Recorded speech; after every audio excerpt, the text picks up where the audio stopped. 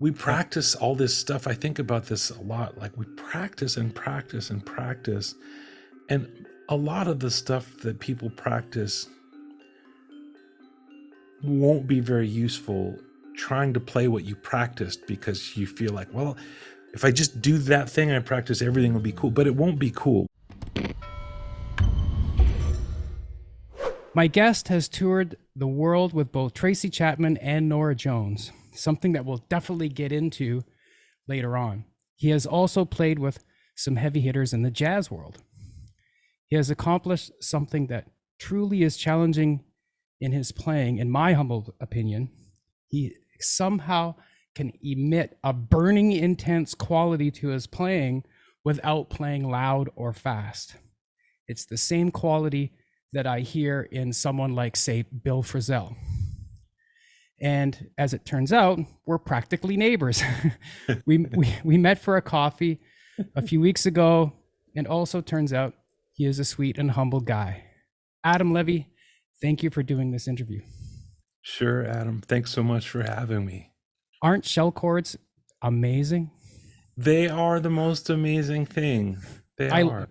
They're, you know, the older I get, the more I appreciate their use, because you can get so much mileage out of them without having to be so busy with information. Right. Yeah, they have all the stuff that you need.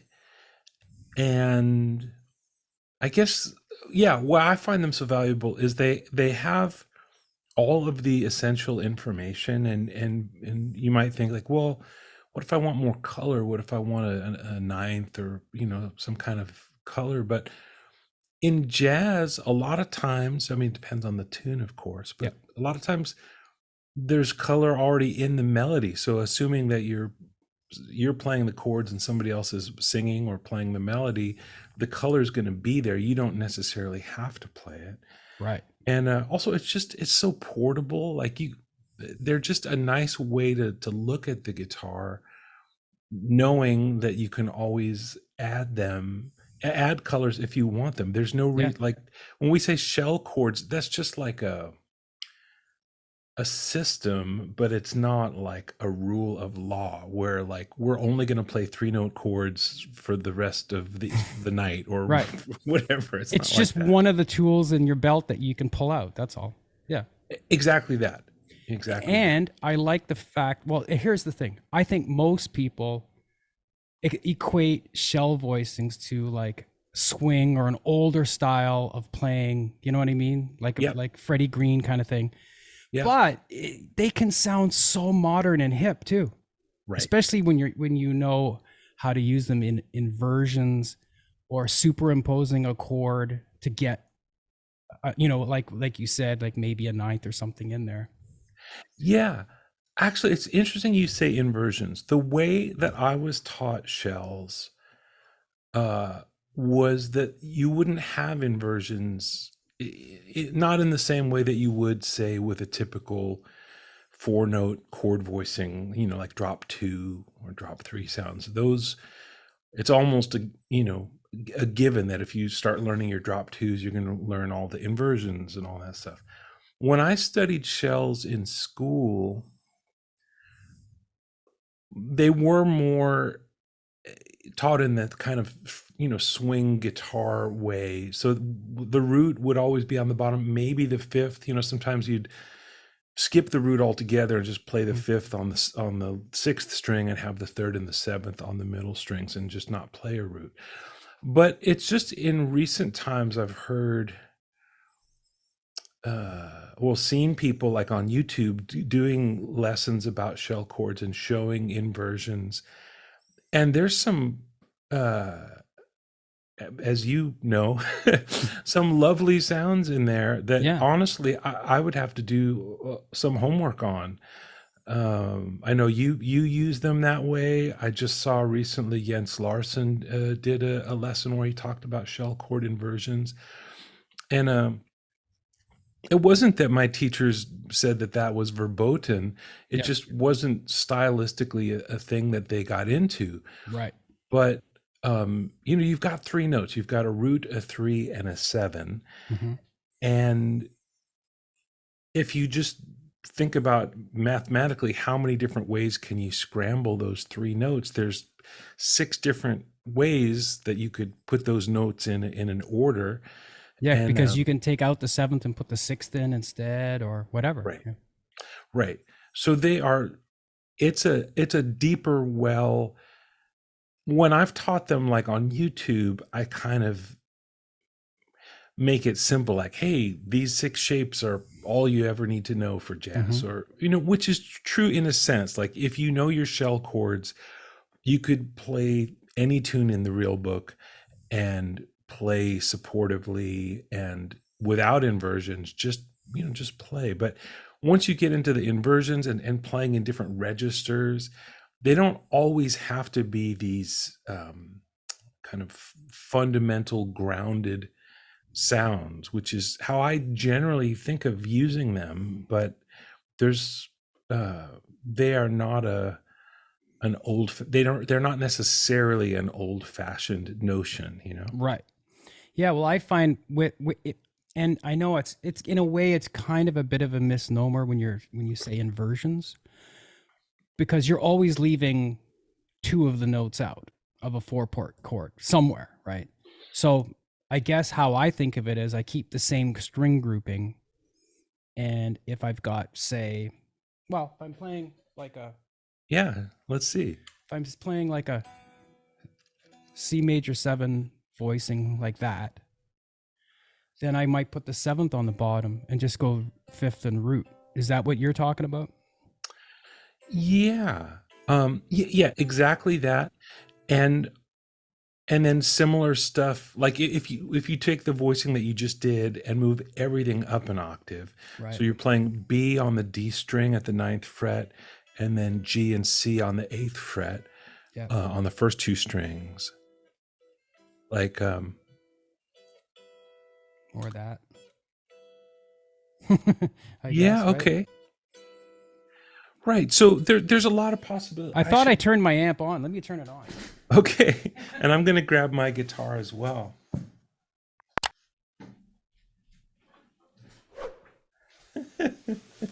I love it.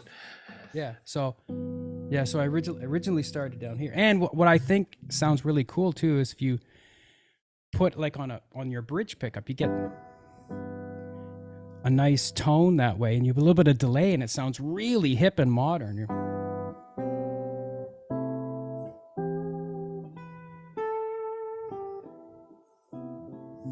And I hear like guys like Kurt Rosenwinkel doing stuff like that. Yes. Yeah, exactly. So this is a good, like, kind of thing. I don't have a post-it pad here, but if I did, I would write a note to myself for like tomorrow's practice session that would be a good thing to work on. I really think of shells in their most, like, there's your C major 7, like root 3 7, and the only other real possibility would be root 7 3. Mm-hmm. And I suppose you could do it here as well, root 3 7 or root 7 3. I barely even use that. I really think of shells with the root on strings 5 or 6, Mm-hmm. the 3rd and 7th or 3rd and 6th on the middle 2 strings, and then leaving the first 2 strings open, not open as in open strings, but leaving them available to add stuff. Right. But there's a whole other, you could, if you just have the notes C, E, G, or sorry, C, E, B for C major 7, that could be this, it could be this, and then you get into inversions, like, wait, show me that. Well, I just in my head while you were talking, I was like, oh, like I'm always doing this. I'm always like practicing in my head or something. For some reason, I'm always like drifting off. But I was like, oh yeah, well, if I wanted to get like the sharp 11 and the 9th in there, I could just play B minor. Like, so I just did a B minor, like on the way somewhere else. You know what I mean? Just to get a little taste, just to have some movement was what I was thinking in my head. Beautiful. Yeah. Beautiful. Yeah. So Yeah, there's yeah. We could talk all day about this, probably. Yeah. yeah, but that's really the thing. Like I just saw on Instagram, there was a guy, and I can't think of his name. I wish I could. Who was, basically plugging his lesson course package. But I didn't click through to see what the package was. But a thing that he said just in his kind of pitch, I really agree with, is that where a lot of people get hung up in studying jazz is they're always trying to get more information, and they haven't actually gotten The all the basics. benefits of the yeah. And I don't mean that in a like uh oh, you kids, go back and study your basics, but even somebody who's been playing a long time. I have a friend named Mark Goldenberg. Have you ever met him? No. Incredible guitar player in Los Angeles. uh Played on a lot of sessions in the 70s and 80s, and also is a great solo fingerstyle player. Studied with Ted Greene for years and years and years.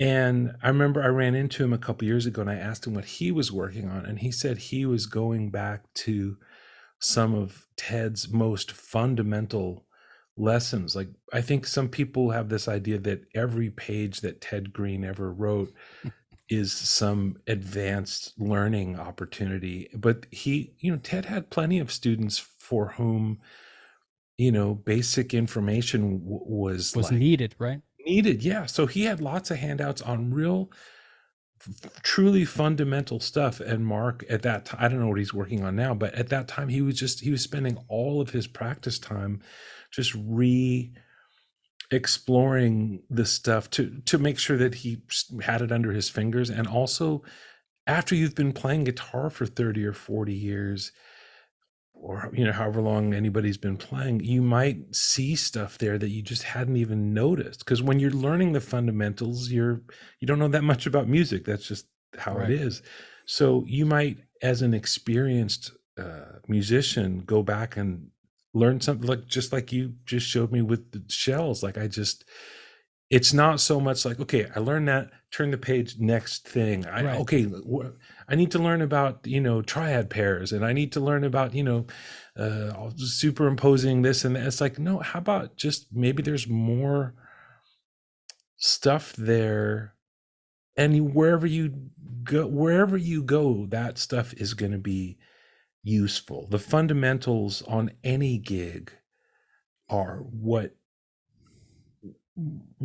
you need to have on tap most of the time. Right. Yeah, exactly. Yeah, exactly. And I'm guilty of doing fundamental stuff all the time too. I'll just like take a tune and I'll just like slowly play, chord inversions and voice leading through stuff just like as if it's like the first time again. Yeah. Or just like, because I also end up teaching a lot of people that are nowhere near a professional level. So I'm always like down thinking basic stuff, and not that there's any, not in a derogatory way. It's just, it's like when you're learning how to write a language, you always go down to the basics. When you're learning a new thing, you're always going down to the, you know. Always. Yeah. When I this goes back a way, but uh gosh, maybe 30 years ago, I was living in the Bay Area, and Like a whole lifetime ago, right? a whole lifetime ago, really. I know what it feels like when you think back. Yeah. Yeah, 30 years. And I forget how I even got interested, but I thought maybe I'll take some Aikido classes. Hmm. And I started going. I didn't last very long. I went for maybe 6 months, maybe something like that. I didn't get very far. But I was really struck by, when I went to the sign up thing, I was like, okay, can I sign up for the basic class? And they said, well, there's no basic class, there's no advanced class. Everybody's together. So it's like, wait a minute. I'm going to show up my first day in class, and the person next to me might be a black belt. And they said, well, yeah, they might be. And like everybody trains together. And, I suppose for some of those people, there might be other opportunities to take some, have some private coaching with one of the master teachers. But all of the classes there were no levels. Everybody Right. was together. And I think that was to help everybody. It helps the beginners to see what you're really dealing with, what the black belt people are dealing with. And it helps the black belt people to remember the fundamentals and appreciate how far they've come and all of that And in stuff. So, order yeah. to help the white belts, whatever, it helps you. If you can explain it really well, that means you know it well. And I think it's the Right. same thing in music too. That's really true. That's really Yeah, true. I think it's the same thing. And I think, as you know, I'm a big Bruce Lee fan, so there's I always draw parallels between martial arts and music sometimes. So Yeah. Yeah. I have a dear friend named Rich Chen who I met years ago teaching at the National Guitar Summer Workshop. And oh yeah, you taught for them too, right? I did yeah. as well. Yeah. Oh wow. Okay. So this was on the West Coast. They had a campus in Claremont. And Rich was the first person that I'd met who was, as serious about it was equally serious about martial arts and music. And I've since met more people, and it yeah, it makes sense, that it's if you zoom out, it seems different because, we don't throw each other around, on stage. But I think where both camps can see eye to eye on is, especially if you take it seriously, it's just the discipline about it all. Right. That's all.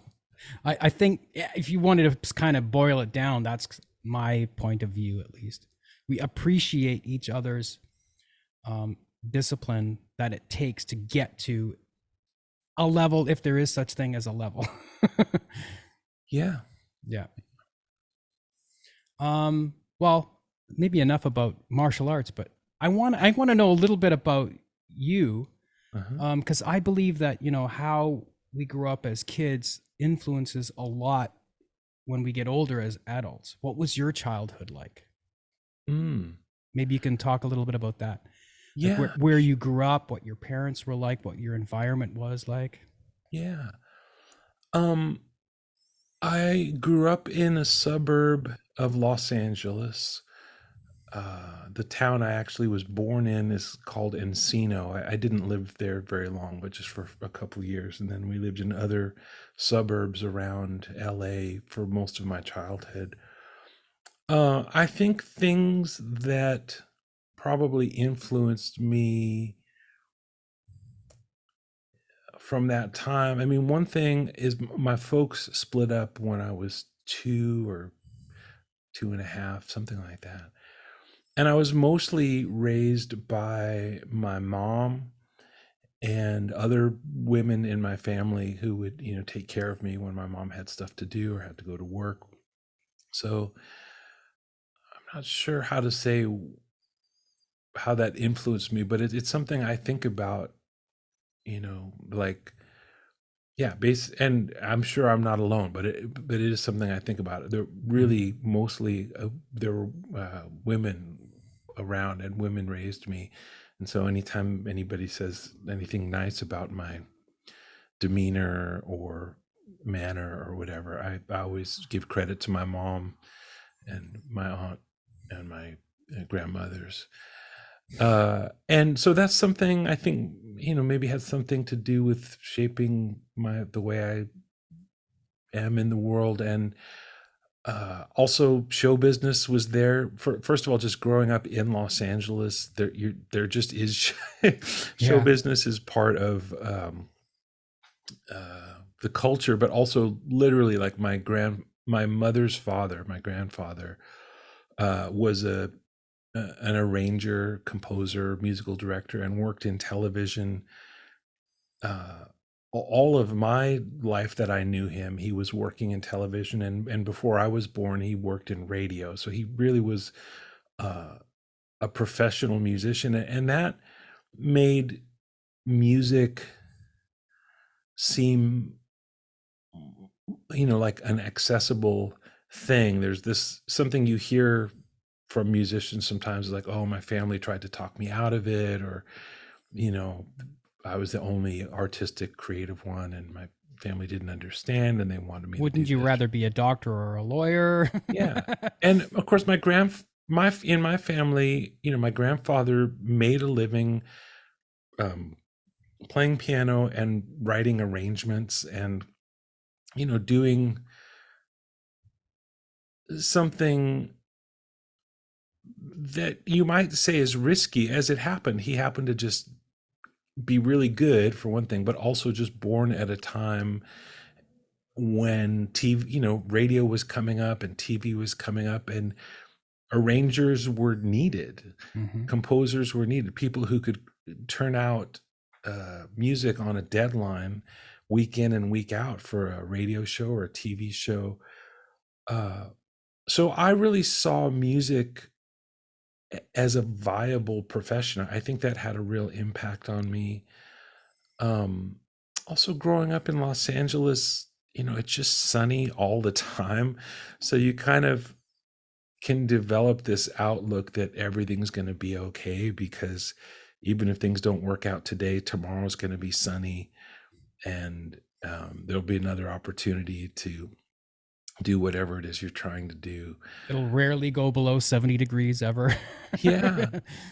And you spend a lot of time in your car, which, I know for some people, that might seem stressful, like, oh, you grew up in LA, you're in the car, you're just in traffic all the time. But in another way, it's very, if you're a daydreamer like I am, like, I don't know if I became a daydreamer because of, my circumstances, or the other way around, if I was just naturally a daydreamer and it worked out. But having that time in your car as you get from point A to point B, you get to be the DJ, or you can choose silence or whatever. Or a music lesson if you're listening intensely or whatever. Yeah.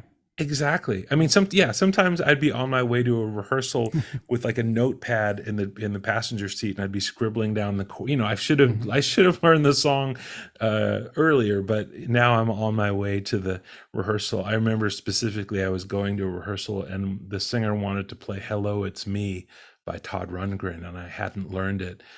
And that's a pretty tricky song to just be like scribbling down.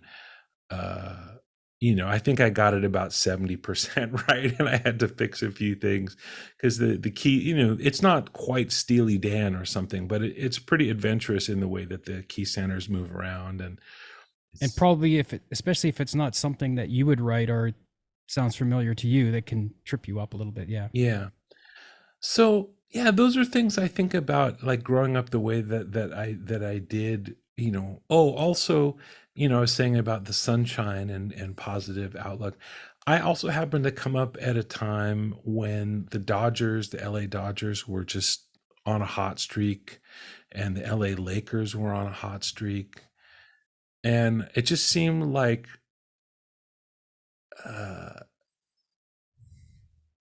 it it just made me think, like, yeah, everything's going to be okay. Our team's going to win, and it's going to be 72 degrees tomorrow, and everything's going to be cool. And of course, everything is not always cool.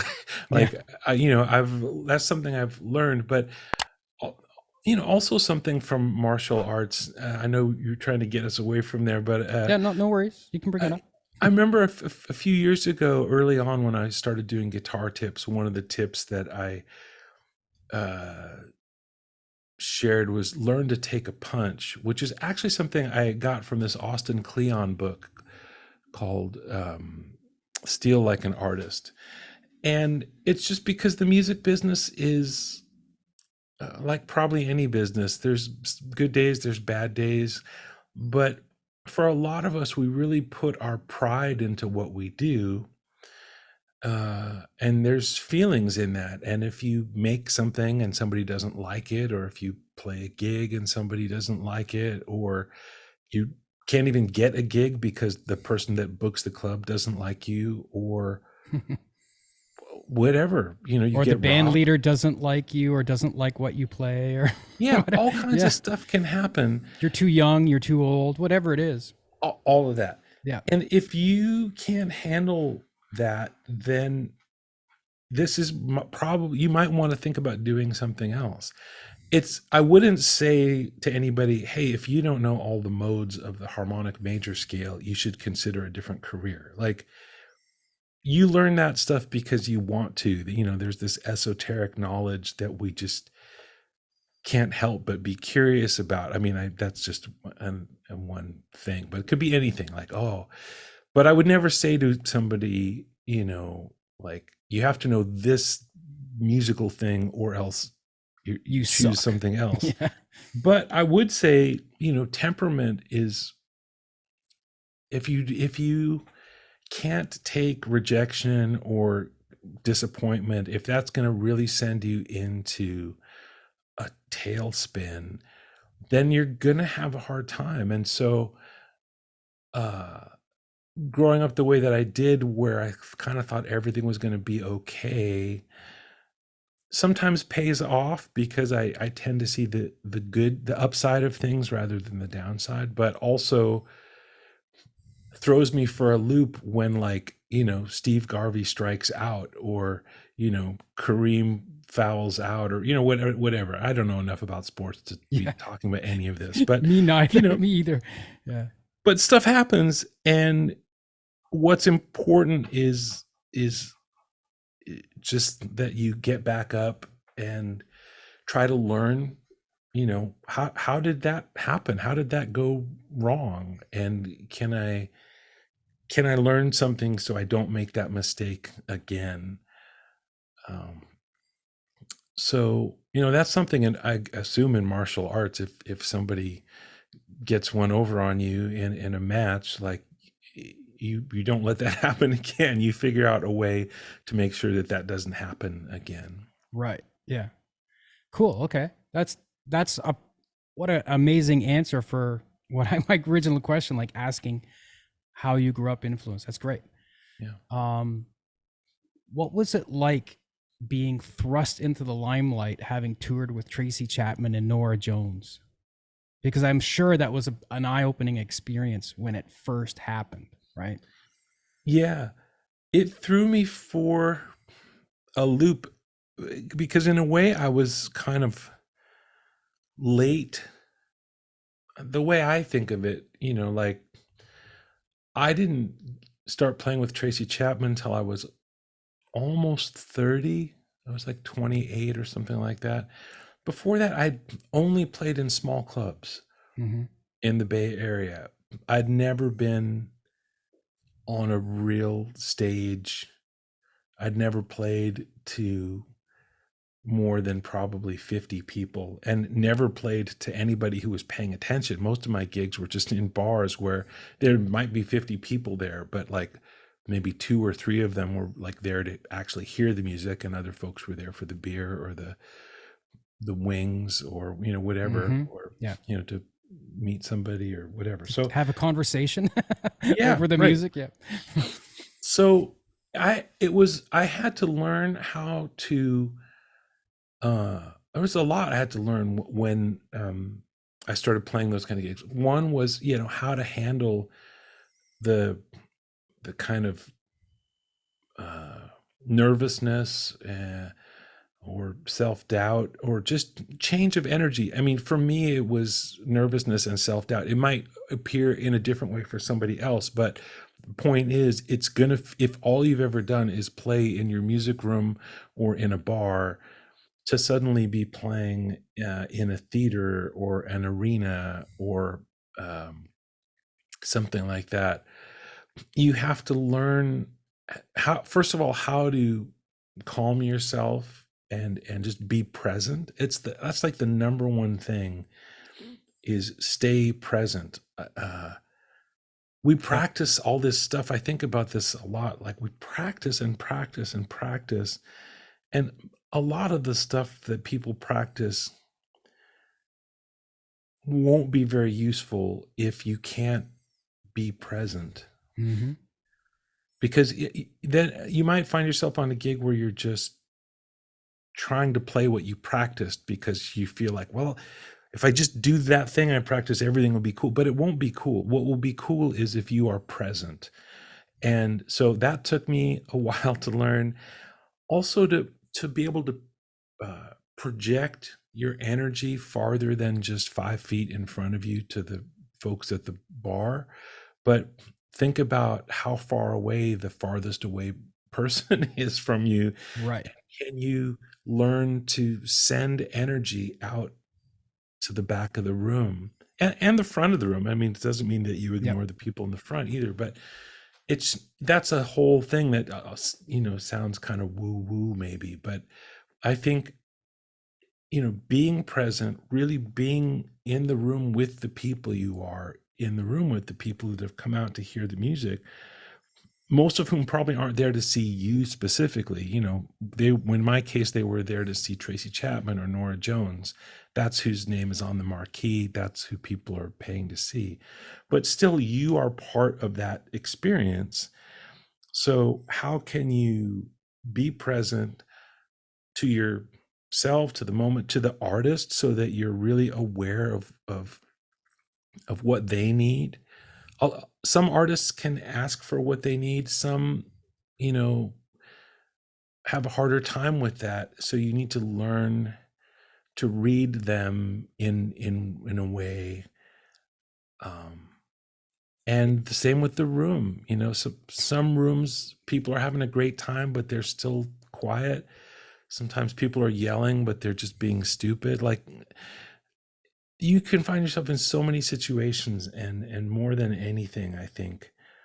I mean, besides the obvious stuff of like you have to be able to play in tune, in time, you have to remember how the song goes. Those are all obviously you need to Right. have all that. But beyond that, most of the music that I play doesn't require tons of technique or, it's not athletic, but it just requires focus and presence. Hmm. So I had to learn that because I really that was a far cry from what I was doing playing jazz gigs with my friends in bars for And it's a sure. different kind of presence, right? Because obviously you have to be present when you're playing jazz because you have to be aware of what's going on around you and interact. But it's a different kind of interaction.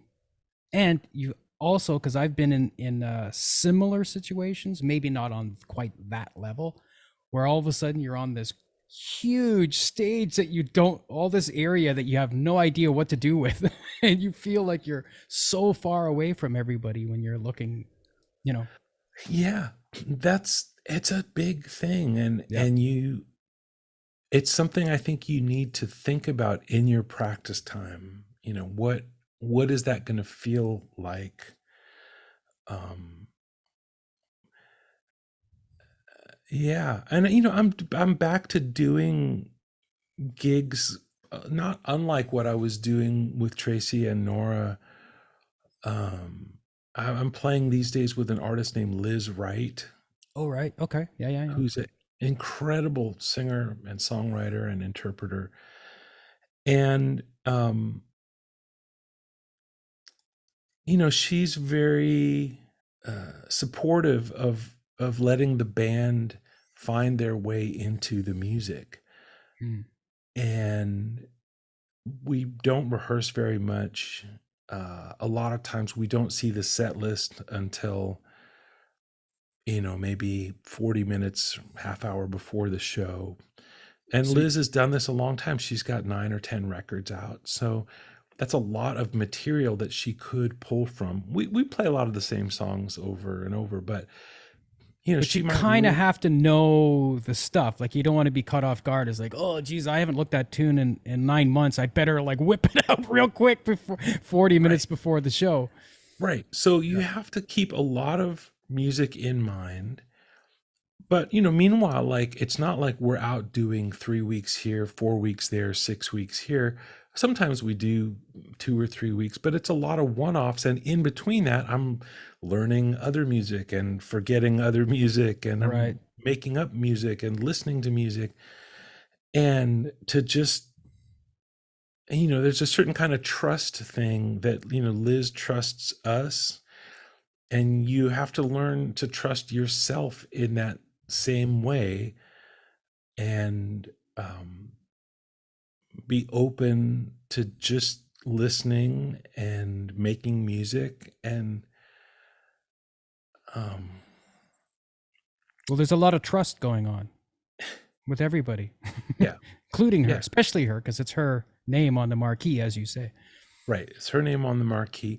And she is not playing the drums or the bass or the piano, so the things that kind of are the um kind of underpinnings of the music, she's she's putting those in other people's hands. And um that's bold. I didn't appreciate, like, a thing I will say, when I played with Tracy Chapman and with Nora Jones, I hadn't yet started singing. I never thought I would be a singer. I never thought I would write songs. I always thought I was just going to be the guy, in the corner, just playing little, fills. Kind of And like the utility guy or whatever, yeah, in a way, right? I wanted to be, Yeah, yeah. I heard. Well, I heard you say in an interview something about you wanted to be. Oh, geez, what's his name now? I forget his name, but Tom Petty's guitar player, Oh, Mike Campbell. Mike Campbell of Nora Jones band, kind of thing, right? Yeah, like Mike Campbell, or George Harrison, although he did sing a couple songs in the Beatles, but not much. Mostly he just played really tasty guitar parts. Like, I didn't want to be Mark Knopfler, where like I was the lead singer and the lead guitar player. I just was happy to for years, Yeah. for a long time. And a nice thing that I find now, that when I play with Lizz Wright, it's like I do have some sense of what it's like. I mean, I don't have the vocal chops that she has, but I sometimes sing.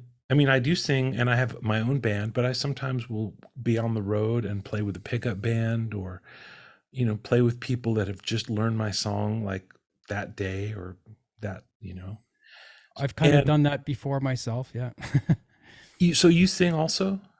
Well, I used to sing when I first started because Uh-huh. I think when we met, I told you I joined the musicians union when I was 12 and I was Right. Okay. gigging, so I was thrust into it. The singer said, "There's a mic, get on it and just sing." Just that's how I learned tunes. We never ever rehearsed. So it really helped develop my ear too, because I had to try to figure out harmony at that age and sing with him. Uh, and then I just stopped singing probably around kind of the age of 23 or so. It just stopped. And then for a brief point in time, I ended up singing in a band again. But I probably haven't sang in like 30 years. Okay. And when I try to sing, it's like, oh my God, have I ever lost it? Because I used to be able to sing really high too, like in this falsetto voice, and stay Oh, relatively in tune. okay. Yeah. But yeah, I haven't done it for a long time. Yeah, I would encourage. But what I meant, sorry, what I meant was, I've done a couple of tours where I could maybe only afford to bring a bass player with me, and then I had to hire a drummer depending on where I was going. So then, I, knowing what you meant about uh, people learning your material just last minute kind of thing, so that I totally get that. Yeah. Yeah. And it's a trust thing. And there's also a certain kind of way that, I mean, not to say that I'm really good at this, but I've seen other people do it. And it's something I aim to do, is instilling confidence and trust in other people. Like last night, I played a gig in Brooklyn, and where were you, man? That's not cool. No, I play.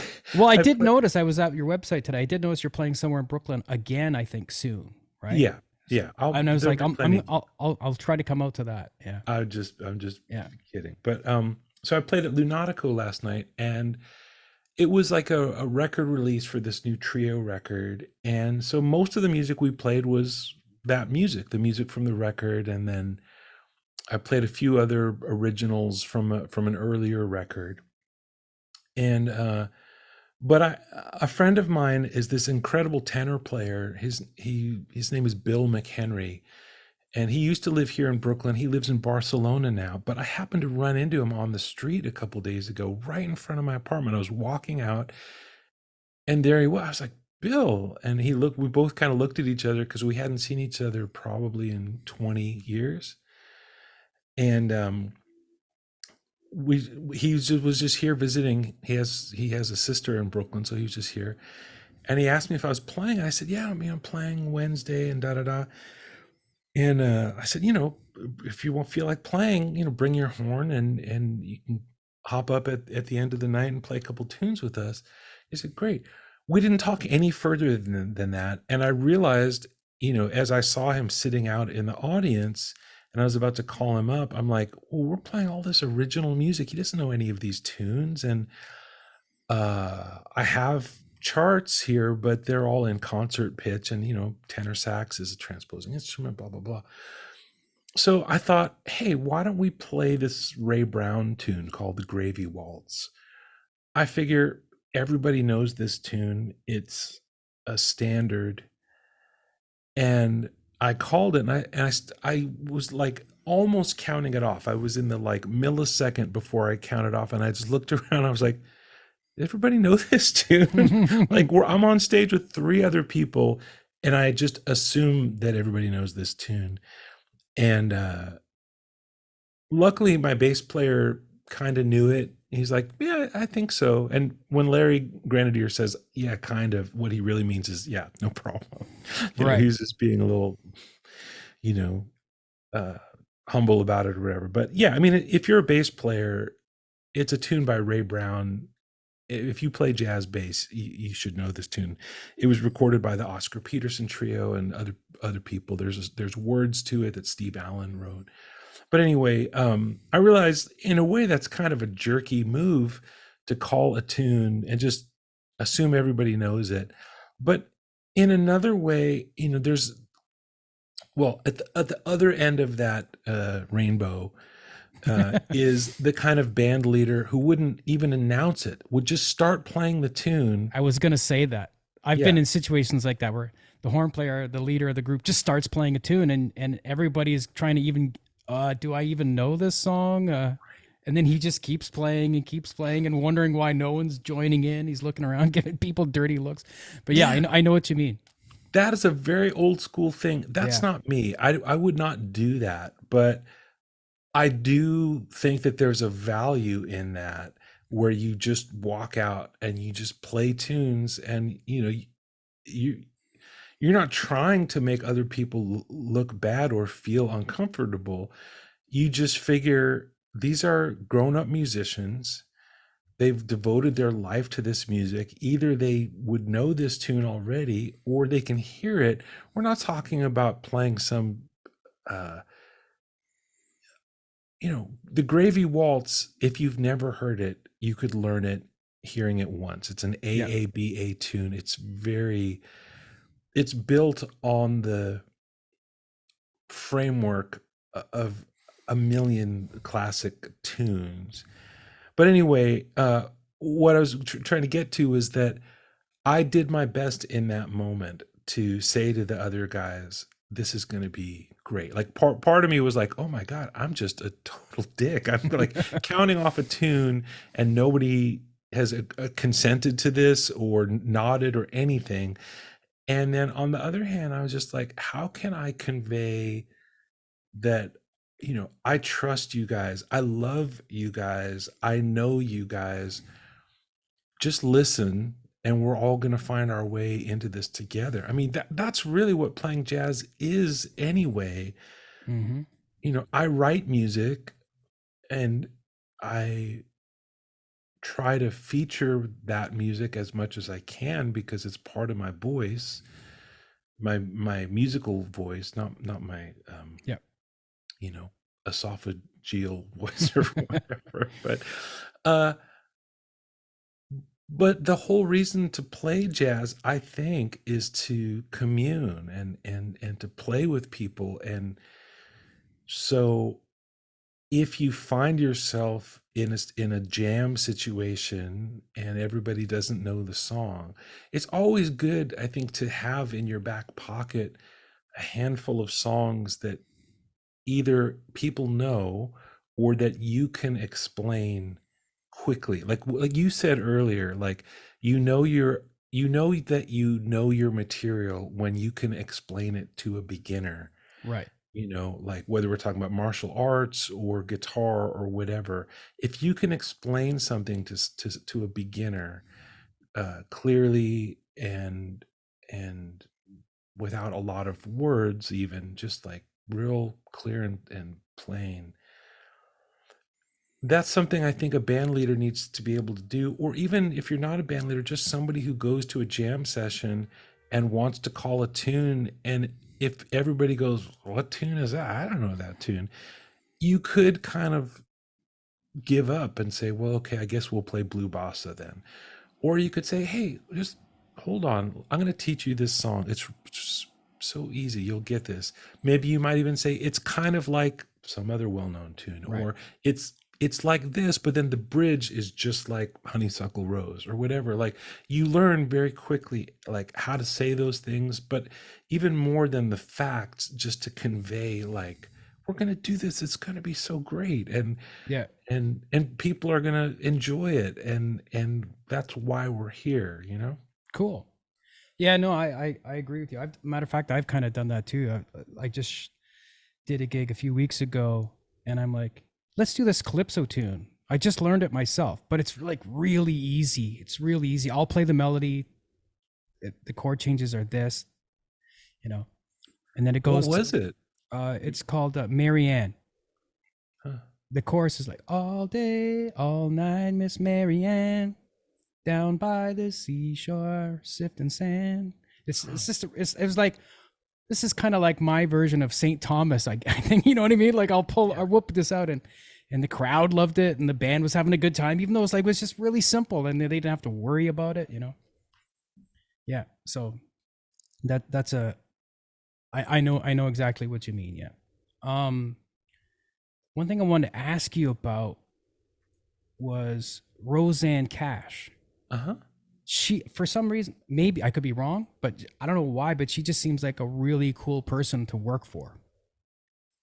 She was one of my favorite people to work for, and I only got to do it a short time, and by some very odd luck. Good luck for me, bad luck for her.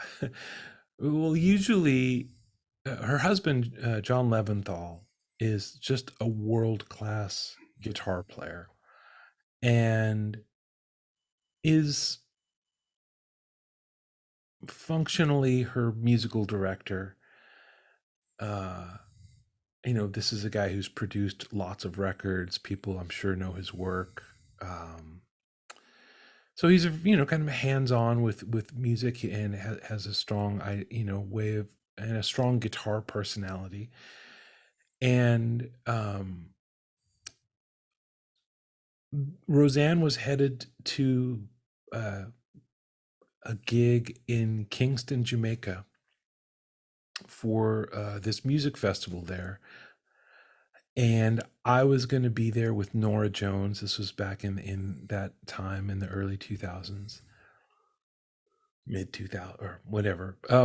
And John Leventhal, shortly before this, slammed I think his left ring finger in the car door. And so only, he was kind of Django for a little bit. He had these two fingers, but for what he has to do in that band, that wasn't really enough. So they, I think, just looked at the roster of who else was going to be at the festival, saw that I was going to be there. At that time, I'd met them, I think, in passing, but had never, played any music with Roseanne or with John. And well, I guess they figured, okay, I bet he can do it. So in a very short amount of time, I had to learn a whole bunch of music. I'd always admired Roseanne. Had been I mean, it's like country music and Americana royalty right there. Yeah, Yeah. absolutely. Yeah, absolutely. So it felt like a big deal to me. I could hear her voice real strong and clear in my head, and some of her songs. And so I was tickled to be invited to get to play with them. And it was just for a short amount of time, because I knew that my tenure in the band was going to just be however long it took for John Healing Leventhal's. the time. Yeah. Yeah. Yeah. So I played that show with them, which was, a huge festival, to walk out on stage, no rehearsal, just basically I got together with Roseanne, in her hotel like earlier that day, and kind of ran through the tunes. And I wanted to also learn to see, is John going to play anything, or is he going to be on stage and play some basic stuff and point to me? And like, I wanted to get Right. some idea of that, and also to develop some connection with her, because she was somebody who I had been listening to on records, and but didn't know how to read her, didn't know, what she wanted or needed, by way of support and energy. So that's the kind of stuff I had to figure out, as much as like what guitar parts to play. Anyway, it worked out great. I had a lot of fun playing with them. And then Roseanne called me for a few more gigs. We played in New York at, I want to say, someplace at Lincoln Center. We played, and I played with her at the Hardly Strictly Bluegrass Festival in San Francisco, in Golden Gate Park, and maybe did one other thing with her on the road. It was all kind of maybe over the course of a month or 6 weeks, which was stuff that was on her schedule. And then after that, she didn't really need me anymore, but we had such a good time. For a while, we would just get together and play ping pong. She had a ping pong table, and we would just get together and like have coffee and play ping pong, or um, ask Just each other, hang, basically. just hang. and, Yeah. and and that's pretty rare, I would say, in this business, to have something like that, where like you have a gig for just a short time, but then you enjoy it so much that you wind up just hanging out and becoming friends. Like, it kind of should always be that way, but a lot of times people are just so busy with their whatever they're doing. Then Right. anyway, I have a lot of respect and care for her. And it was also, coming back to that thing in Jamaica, it was kind of heavy for her. I didn't realize until she told me, but her dad had a place in Kingston, um, and had spent a lot of time there. And I think at this time they were kind of getting ready to think about, letting the house go. And so that trip for her was partly to play at the festival, but also something very personal that she was had on Have her mind, you Right. know. Yeah. Well, since we're on the topic of working with people, Uh-huh. I just want you to briefly talk, like maybe 2 to 4 or 5 sentences about someone that I'm going to bring up. Okay. How about fellow Canadian Rufus Wainwright? Oh, He's a character. yeah. I just got to record one song with him, Mm-hmm. and I had heard a lot of stories and expected him to be, like you say, a character, and then some. And the day that I recorded with him, he he really impressed me because a lot of singers might not have even shown up that day and just let the band record and come in later. And do their He thing. sang Yeah. live with the band, did maybe 4 takes, 5 takes, sang his ass off He every is a take, good singer. and There's every no, take yeah, no bout to there's doubt it.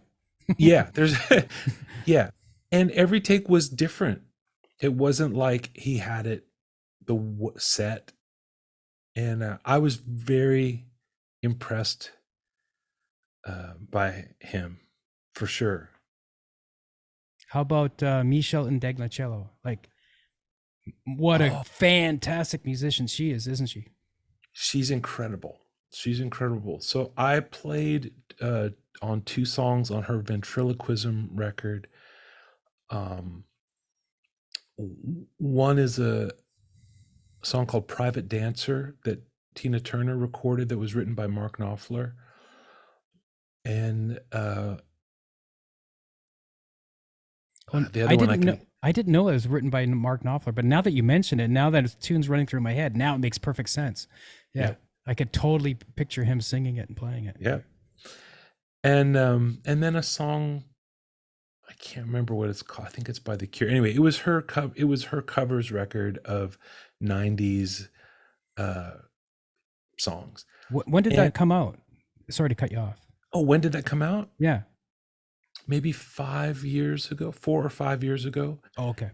It's called Ventriloquism. And my introduction to her was through a mutual friend, a guitar player named Chris Bruce, who has played with her for a long time and is a dear friend of mine, and kind of brought me into her world. And she uh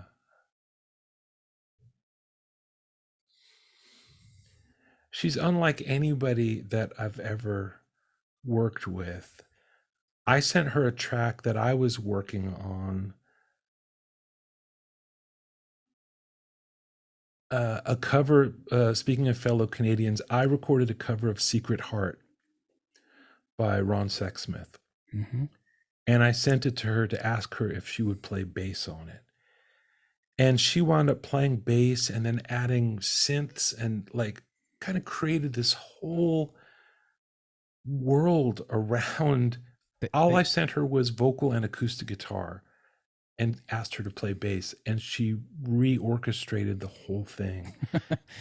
Well, he just sent me a blank canvas. Awesome. Let me see what I can do with it. Or maybe she just got inspired. Yeah. I don't It's know. great. I think she's super. People who love her don't need me to say this Yeah. because they already know.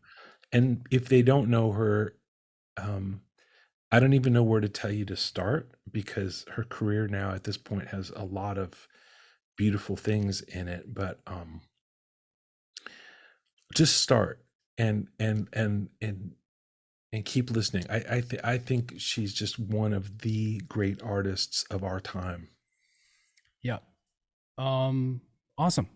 Uh, Leni Stern, who, if and people don't know, happens to be legendary Mike Stern's wife.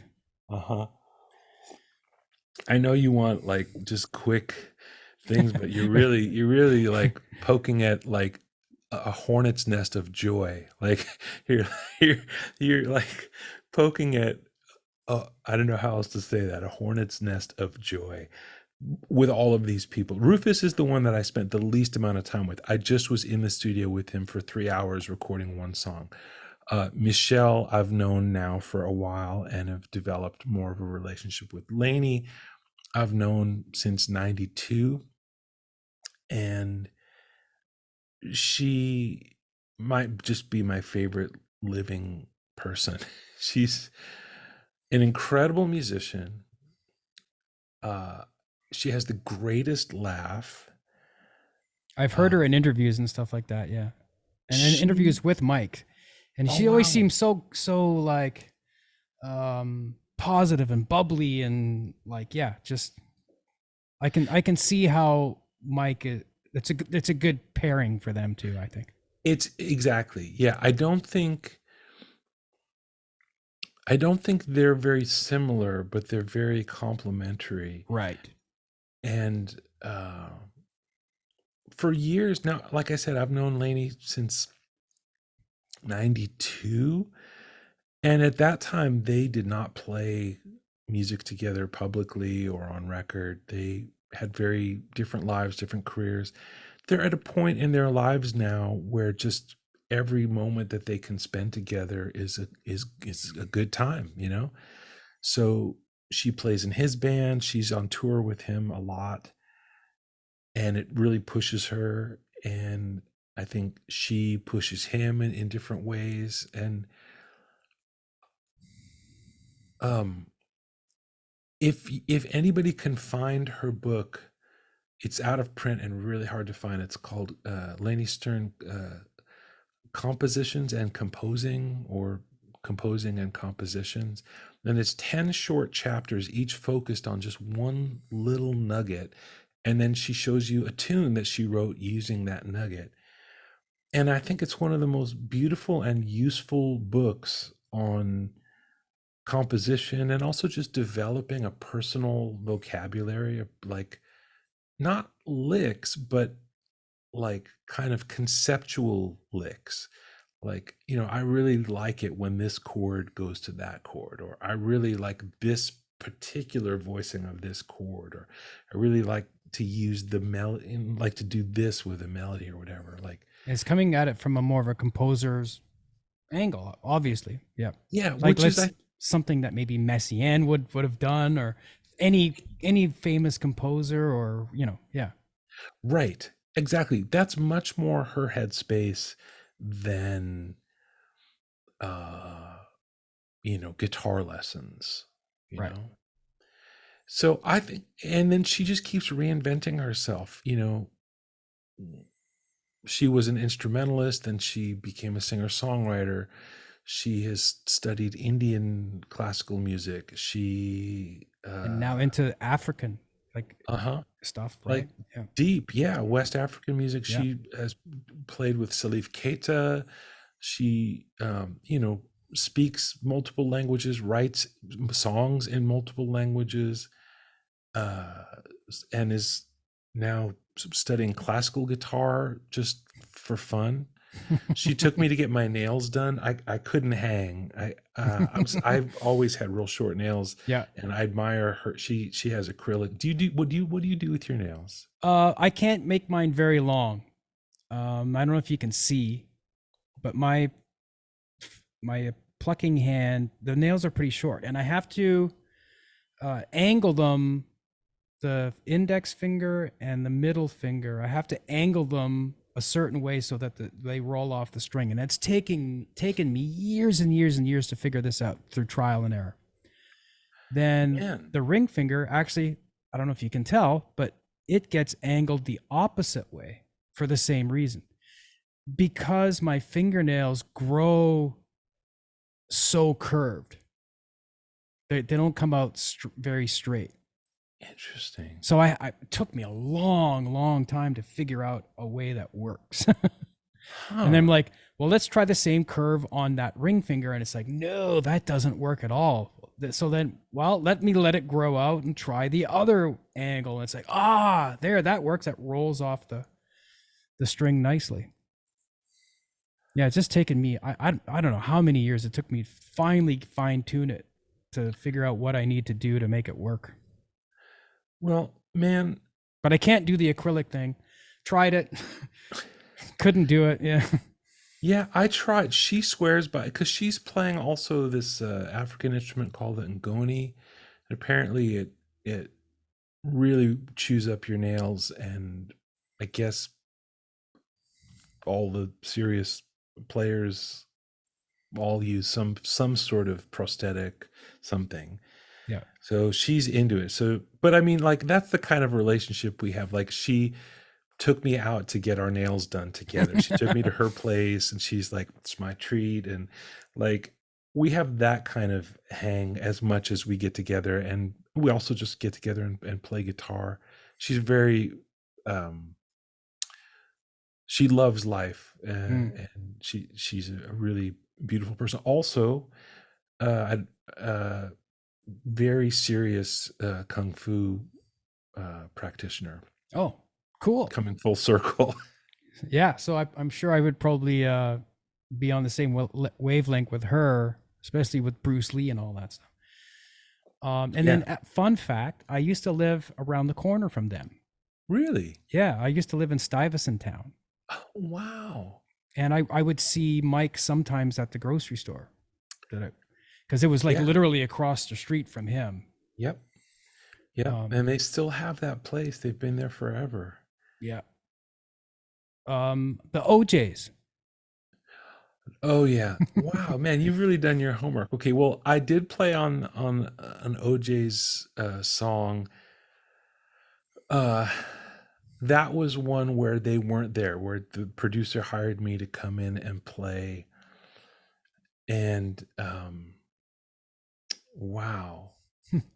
I just have kind of a blurry memory of that one. I didn't get to actually work with the OJs. It's just like do a little recording in the studio. Yeah. It Okay. was at least in a real studio with a producer. It wasn't one of these from home sessions that I'm not very good at. I really always If you leave yourself to your own devices, you don't like the outcome. Like, it helps to have some direction, I guess. yeah. For especially when it's not something that you do every day, I would imagine, right? Yeah, I guess if you do it enough, you get into a rhythm of it and you learn to self-edit and produce yourself. I think it's worth it, even if you have the time. I mean, sometimes if you're recording from part of the problem from recording with part of the challenge of recording from home is oftentimes those are sessions that have to get turned around very quickly. That's why you're doing it at home for money. The artist doesn't have time or money to go to a studio, so they send it to you to do it at home. In a perfect world,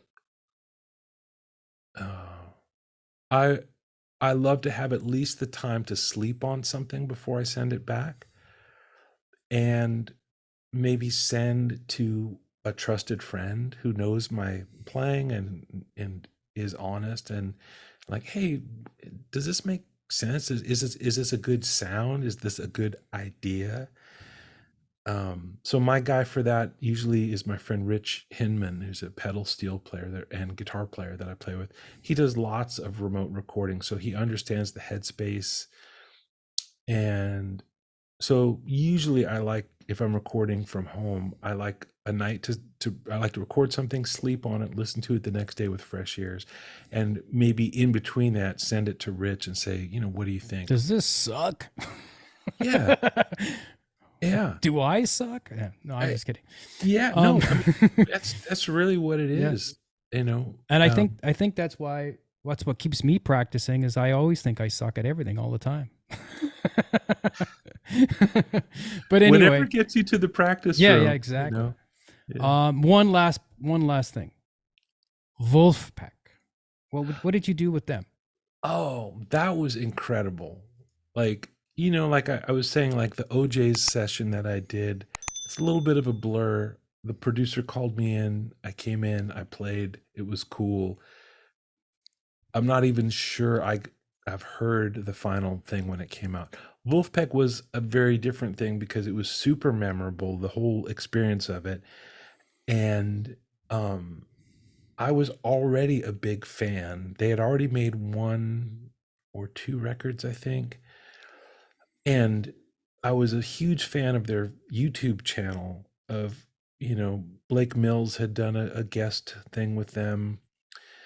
And also they just did these funny, the mastermind of Vulfpeck is this guy, Jack Stratton. And for a little while, he was doing these funny mashups. Maybe you've seen them where like he took something from the Bernard Purdy instructional video and mashed it up with a gospel piano tutorial. I can't remember the woman's name. She's a great pianist and great teacher, but he took these 2 videos that had nothing to do with each other except they happened to be in the same tempo. And if you haven't seen this, I'll check it out. I think her name is Ethel. Anyway, check it out. So I was a fan already of Vulfpeck. and they started coming out. The guys in that Jack and some of the other guys from that band started coming out to hear me play with Rich Hinman. They'd come to our shows around LA, and we were like a little bit starstruck, like, wow. Like sometimes actual movie stars would come to our gigs because it's just LA, that's how it is. But like Right. when Vulfpeck was hanging out, I was like, wow, that's cool. And then Theo Katzman, who sometimes plays drums with them, sometimes plays guitar, sometimes sings, asked me one day, he's like, hey, would you and Rich be up for doing a video with us? And I said, sure, what is it? And he sent me like kind of a rough description of the tune. There was no demo. I guess Jack doesn't do demo. I don't know. There's no demo, just like kind of a couple sentences of what it was. And so then they told me and Rich just to show up, and we showed up. And the tune hadn't even really fully formed yet. It was just kind of this pocket. And it was in this funny little studio in Echo Park, and there was a bunch of mics up and like 3 or 4 guys with GoPro cameras, just as you might imagine. And we ran through the tune. Like Jack explained what he wanted to do, showed me a little part to play, didn't tell Rich what to do, but had a specific part in mind for me because it locked in with the bass part. We did it one time, and then he said, why don't we change this? And he just basically made it so each of us had like a little break and a little fill that we got to play. So it was more than just a groove, but there was little moments. And we did a second take, and they were like, cool. And then everybody started to kind of get up, and I was like, what? Like we were in the room with them, from the time where I loaded my guitar and amp into this little studio and plugged in and stuff. And it was in and out in under an hour, and most of that was kibitzing and plugging in and tuning up or unplugging and coiling. It was the fastest thing. And if that's how they always do it, I think that's part of the magic. Like and it comes maybe back to this thing that I was trying to explain before about like instilling confidence in people. I don't think that Jack Stratton stopped after 2 takes because he has low standards or doesn't care or anything like that. It was like it's almost like some kind of like mass hypnosis where everybody in the room believes that something is going to happen, and it happens, and then there's no reason to keep playing. Like it's there. Right. And he knew it. And what wound up being the record and the video is the second take, no chart, very little discussion, no demo. Thanks a lot. Thanks for stopping by. It was incredible. And now I feel like I'm in this kind of club because every month he sends out like a little note to all the people that are on and at this point, it's Bernard Purdy has been on a Vulfpeck thing, and David T. Walker, and you see this kind of roster of people who are just CC'd on the note from Jack every month. It's just pretty humbling, and I have a lot of respect for what they've built, and I'm glad to be just a little footnote in the Vulfpeck story. Yeah. Cool. Maybe switch focus here a little bit. Are you teaching that much at the moment? No, I taught so many private lessons during the pandemic that I got to a place, in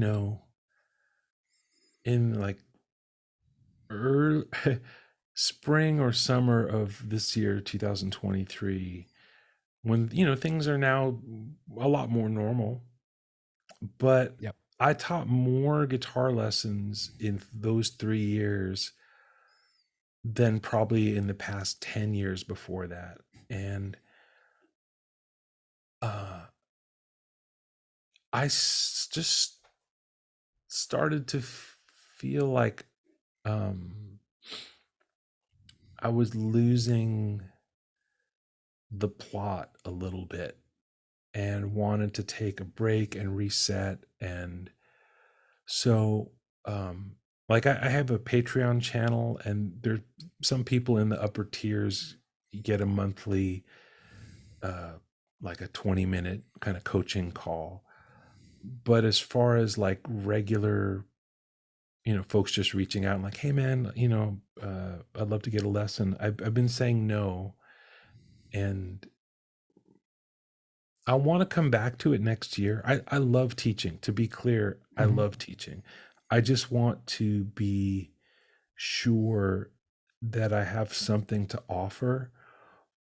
And right now, I'm just trying to play as many gigs as I can and just write music and be in music, and then come back to teaching from a place of things that I've learned over the past, 6 months to a year of just being in music. I just felt like I was just getting kind of uh, I think maybe I could be wrong, but um, if I had to guess, teaching takes a lot out of you. You're giving, giving, giving, giving, giving. You're not getting that much back, right. other than maybe monetarily. But um, Yeah. I think because I'm kind of going through the same thing, And how and are you dealing with it? I'm kind of tired of it, and I do enjoy teaching too, but right now it's kind of like, again, especially since COVID, the thing that's sustaining me. Of Right, course. because I haven't been gigging that much, just Right. starting to get back to out into the world now. And but yeah, it's like this erosion. There's something that's just keeps taking away from you, that's hard to explain. Yeah. And I don't know about you, but like I don't really have other hobbies really. I mean, I was going I to ask you about that later. Yeah.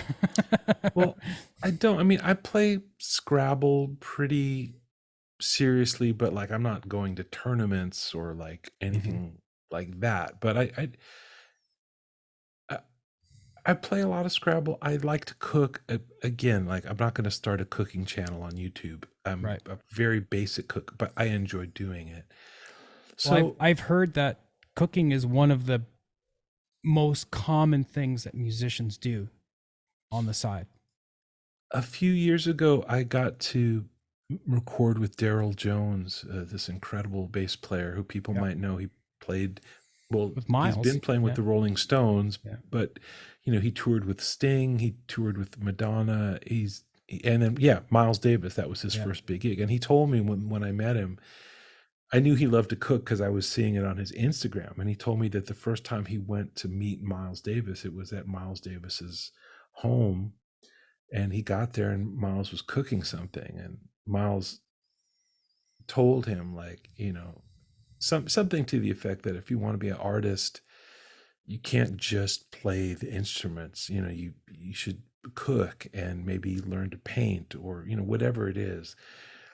And yeah, but I mention it just by way of saying, in my life, I love teaching, but pretty much all I'm doing is around music. And I was forced to give up playing live during COVID. I did do some like streaming shows and stuff, but the one thing that we could all still do during COVID was teach lessons over Zoom or whatever. But then that just became the whole thing, and now that I can play again and play in clubs and go on the road and do stuff, I need that to be the main thing. And I don't know why I'm so black and white about it, but I really just want to get to zero teaching for a little while. Yeah. Um, everybody says like, well, just do it in moderation, but it's easier for me to just say, no, I'm not teaching right now.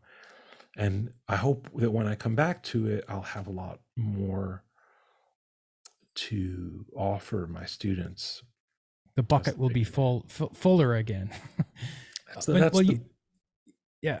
Oh, sorry, I didn't mean to cut you off. I was just going to ask you. Well, you do have True Fire courses too, right? yeah. If you wanted to mention that, I can also maybe leave some links for everybody if you want to send them to me. That would be great. I'll Yeah. I'll send you some links. Yeah, I have 6 or 7 True Fire courses. Yeah. Cool. And then, of course, you have a new album coming out. You alluded to before, right? Yeah. And I've been listening to it a little bit, and again before our interview, and I think the 2 tracks that are my favorite are Vermouth and Sidewalk Chalk. Hmm. Now Wow. I wonder I why those jumped out for you. I don't know why. There's just a cool vibe. And then, like I mentioned at the beginning, it has that slow burn intensity that I mentioned earlier all over this recording. I thought that was really cool. I think it's a great sounding record. I think it was a good decision that you made to have everybody in the same room. Maybe the mixing engineer wasn't as happy as everybody else, the musicians were, but because that always tends to happen. I know in a studio they always want to control things to a T. Yeah. I love the sounds, the great electric tones, and especially the acoustic guitar sound is really good. Well, thank you. I have to say, I had kind of low expectations for what I could do with the acoustic guitar in that environment where we were quite close together. I had just got that acoustic guitar like a couple weeks before the session. And I thought, well, I should just bring it. I actually had made little home demos of the tunes to send to the guys that I was going to record with, just like a metronome and acoustic guitar.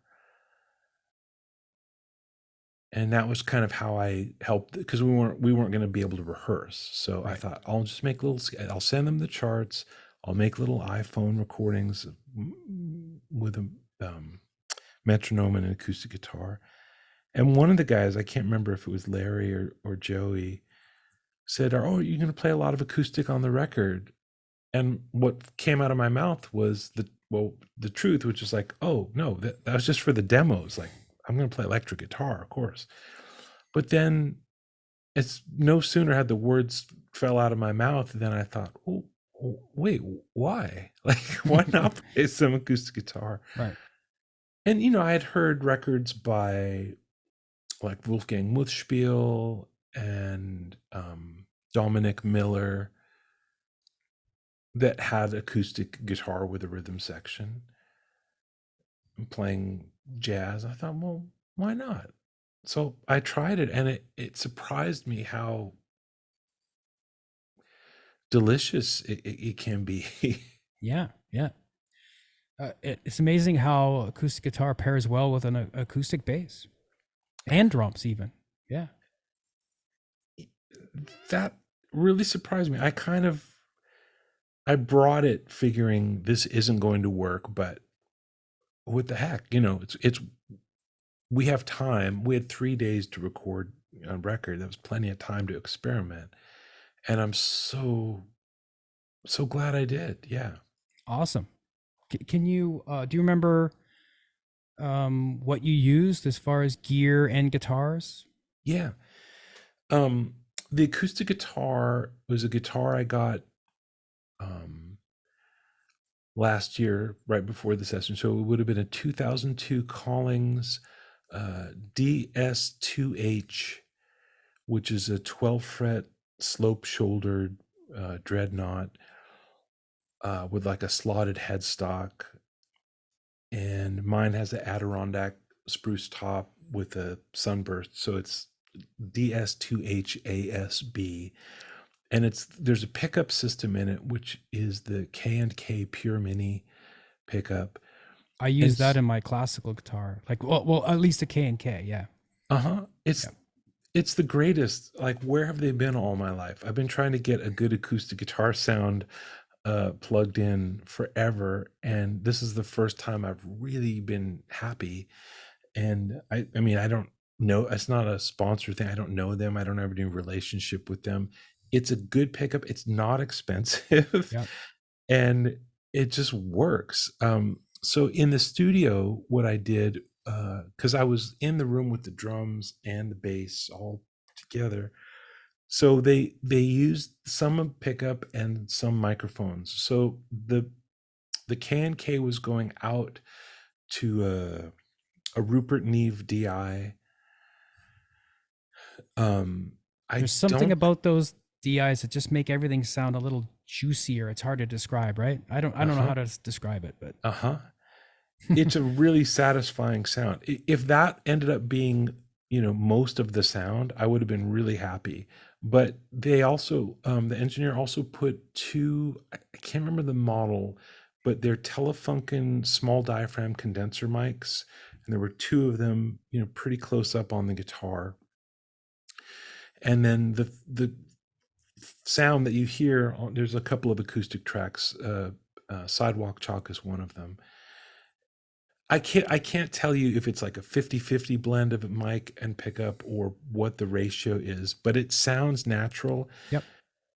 But I also, like, I would love to say, well, it's all the Telefunkens, but I know from other situations that DI through I mean, that pickup through a nice DI like the Neve is almost all you need, and also Right. there's a little bit of room mics, and you're probably even hearing me. We played so quietly, you're probably even hearing some guitar in the drum overheads. It's like, Yeah. that's how close we were. I So I love recordings like that. Like it sounds more realistic to me.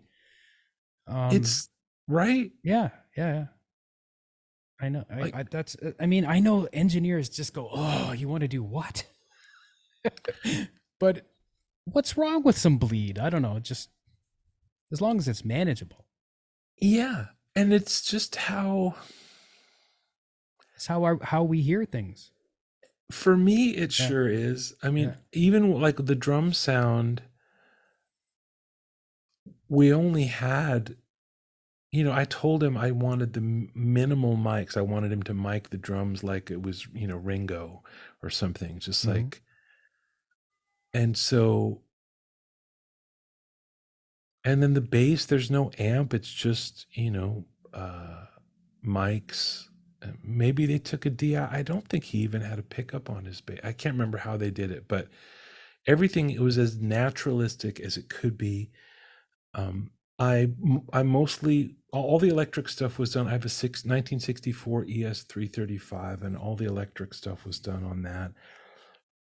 I played through a I had my pedal board. I don't remember what was on each song individually, but just as a laundry list, my pedal board has on it, or at the session at that time, it had a Benson Germanium boost, a Jam Harmonious Monk tremolo, a Jam Delay Llama analog delay, and a JHS preamp overdrive.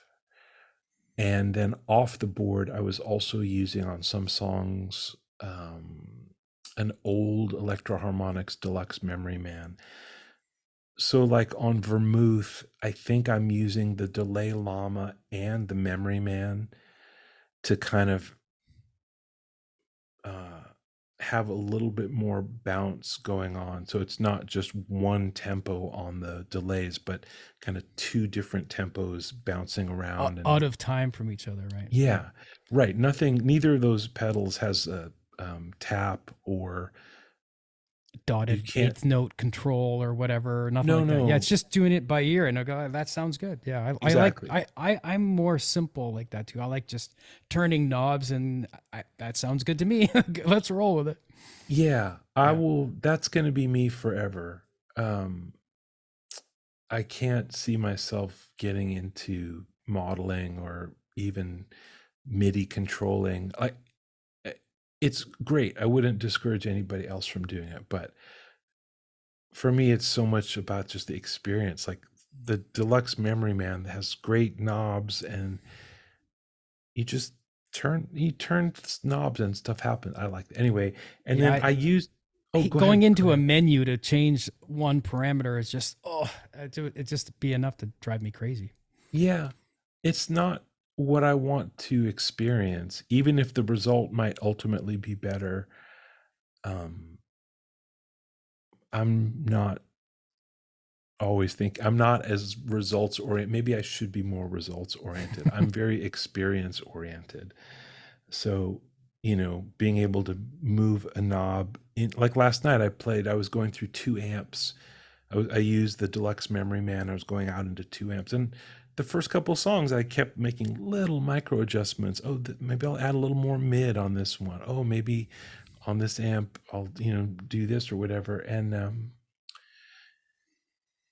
I always want to be able to do that.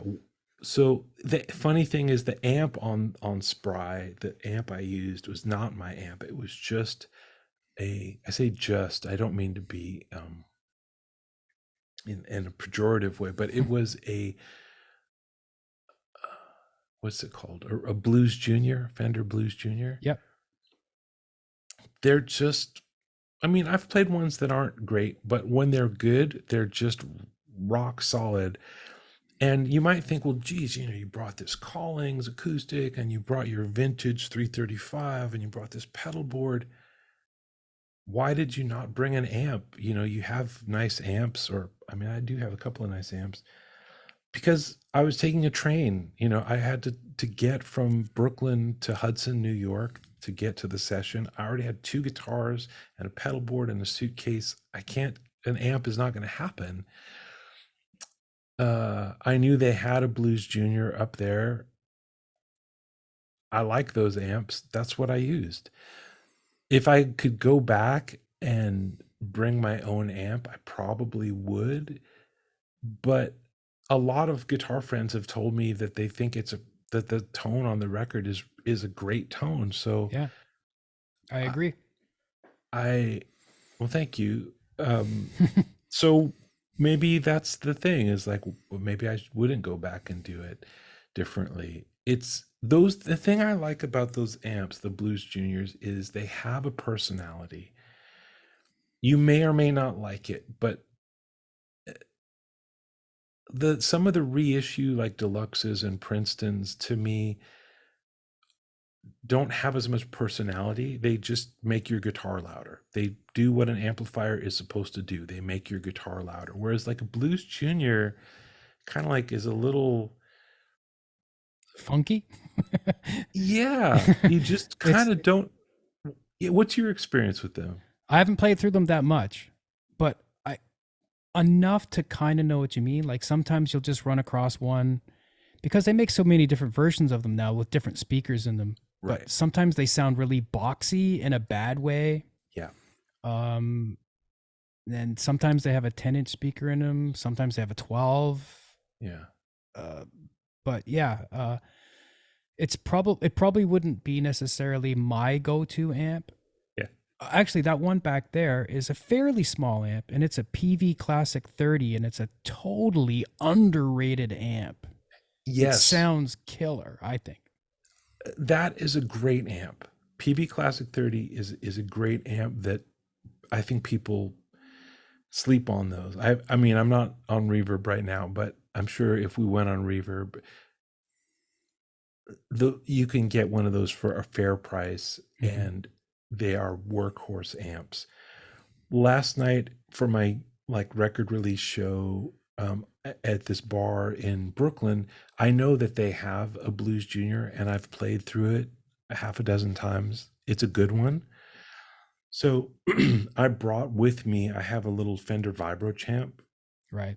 It weighs like 3 pounds. It's so great. And I just brought my deluxe Memory Man, which has 2 outs. It's got a dry out and then a dry mixed with wet out, and I ran that into the 2 amps in no particular. I don't remember which side went to which, and I put a little reverb on the Blues Junior. And when I wanted tremolo, I used the Vibrochamp. I just cranked it up to 10 because only one of the amps was tremoloing. So even on Right. 10, it wasn't Yeah. ridiculous. And then I used the Memory Man when I wanted some delay or just some swirly bouncy. And that was a cool setup. Like, it's very rare that I play with 2 amps, but in that case, the other amp was already there. Vibrochamp is very easy to schlep, and I don't know. Like, I fussed for a couple months after I recorded Spry. Like, am I an idiot? Should I have tried to make the guitar sound more fabulous somehow by bringing I don't even know what amp?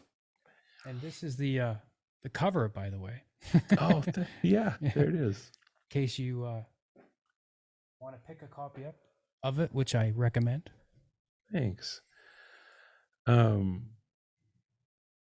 So anyway, lesson learned. It actually, now that I had can I say one more thing? I know Yeah. I go long on a lot of things, and Yeah, there's no time limit. Only thing that's going to probably stop this interview is if you have to go somewhere. I'm okay. good. I'm good for the day myself. Okay. I've been on some interviews, like John Knowles went for probably like practically 3 hours. Tim Lurch, I did an interview with him. It went on for a long time as well. Oh, So I'm cool if you're cool. I'm cool. uh just about the guitar sound, like, Well, I'm going to ask you a question, and then let's see if it's in that same vein that you're thinking of anyway. But where does tone come from? And what is the meaning of good tone to you? beautiful. Okay. Where does tone come from, and what is the meaning of good tone to me? Did you say good tone or beautiful tone? Good tone. Could be Okay. beautiful tone. You can use any descriptive word you want. Okay. Tone comes from your imagination and from your personality. Uh, Believe me, I spend as much time as anybody on Reverb, on YouTube, checking out, you know, the stuff that's new, or what's that? What's that P90 that Julian's got in his nacho caster now? What is that?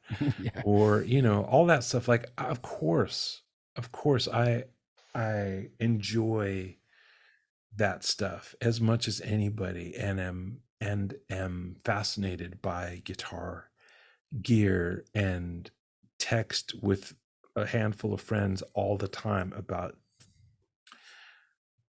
the minutia of gear. But at the end of the day, um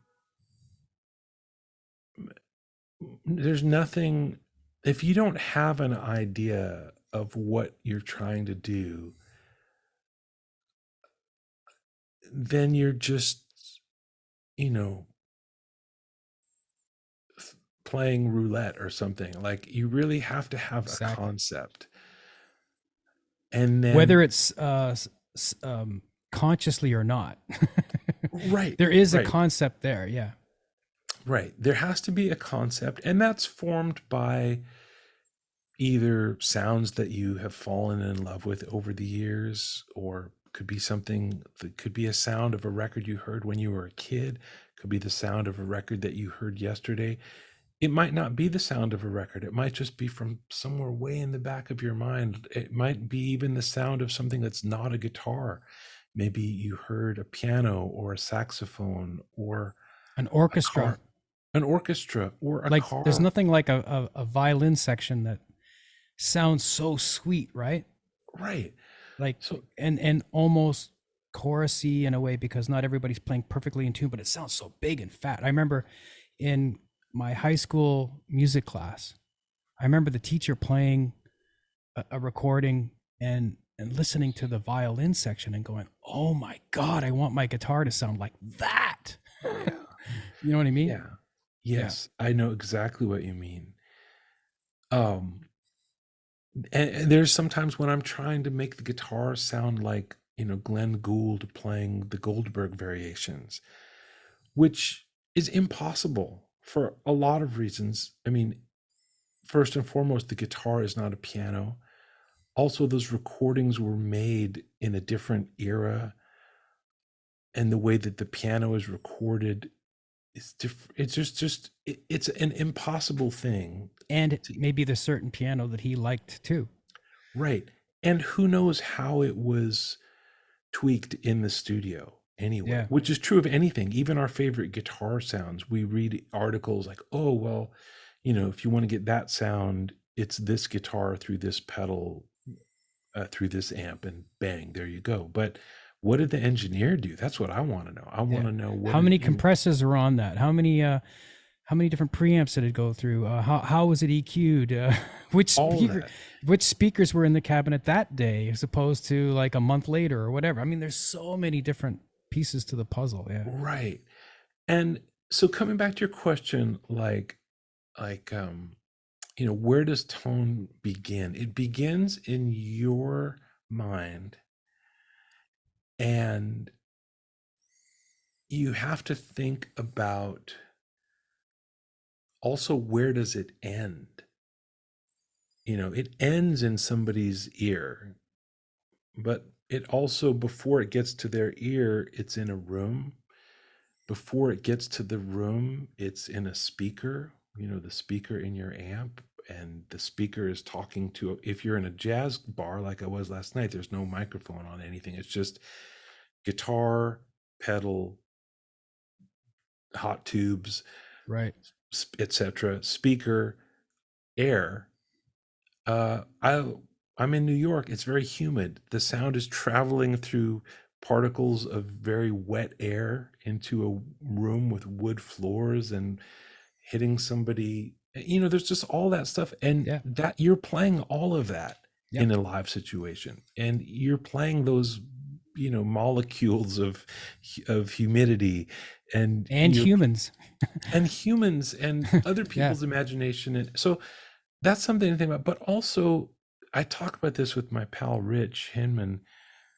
A lot of what we read about in magazines or see on YouTube or Instagram or wherever is like optimizing your tone.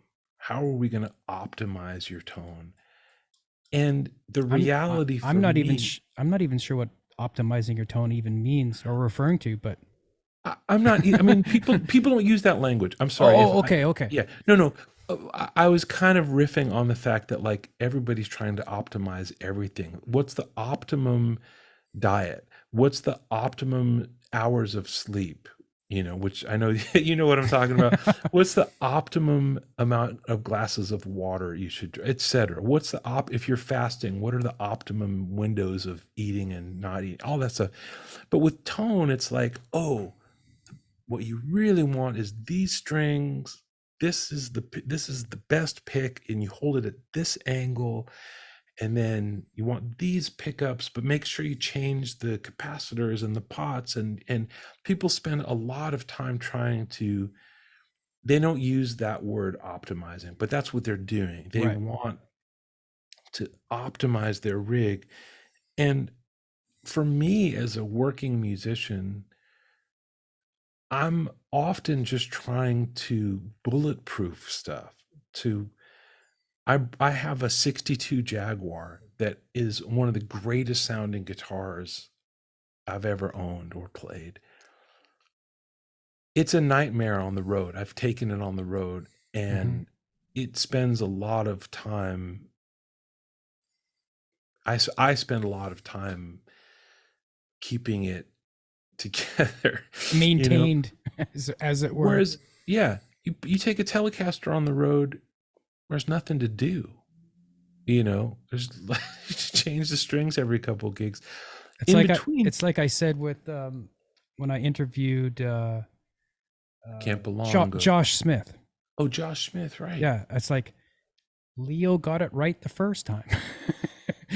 Yes, yes, Yeah. and which is amazing because you know the music that most people played today on a Telecaster just didn't exist in 1949 or whenever that design came to be. But you know, I have this Collings I-30, which is a hollow body, kind of like a Gibson ES 330.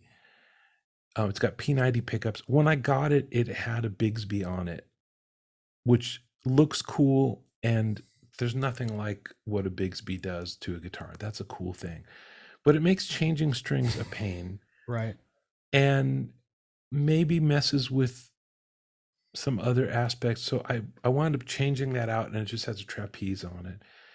I've changed the saddles from nickel plated brass to just pure brass, or just not pure, but unplated brass. I've changed a bunch of things about it, mostly in the service of just making it whatever proof, because I don't know what amp I'm going to get on the road.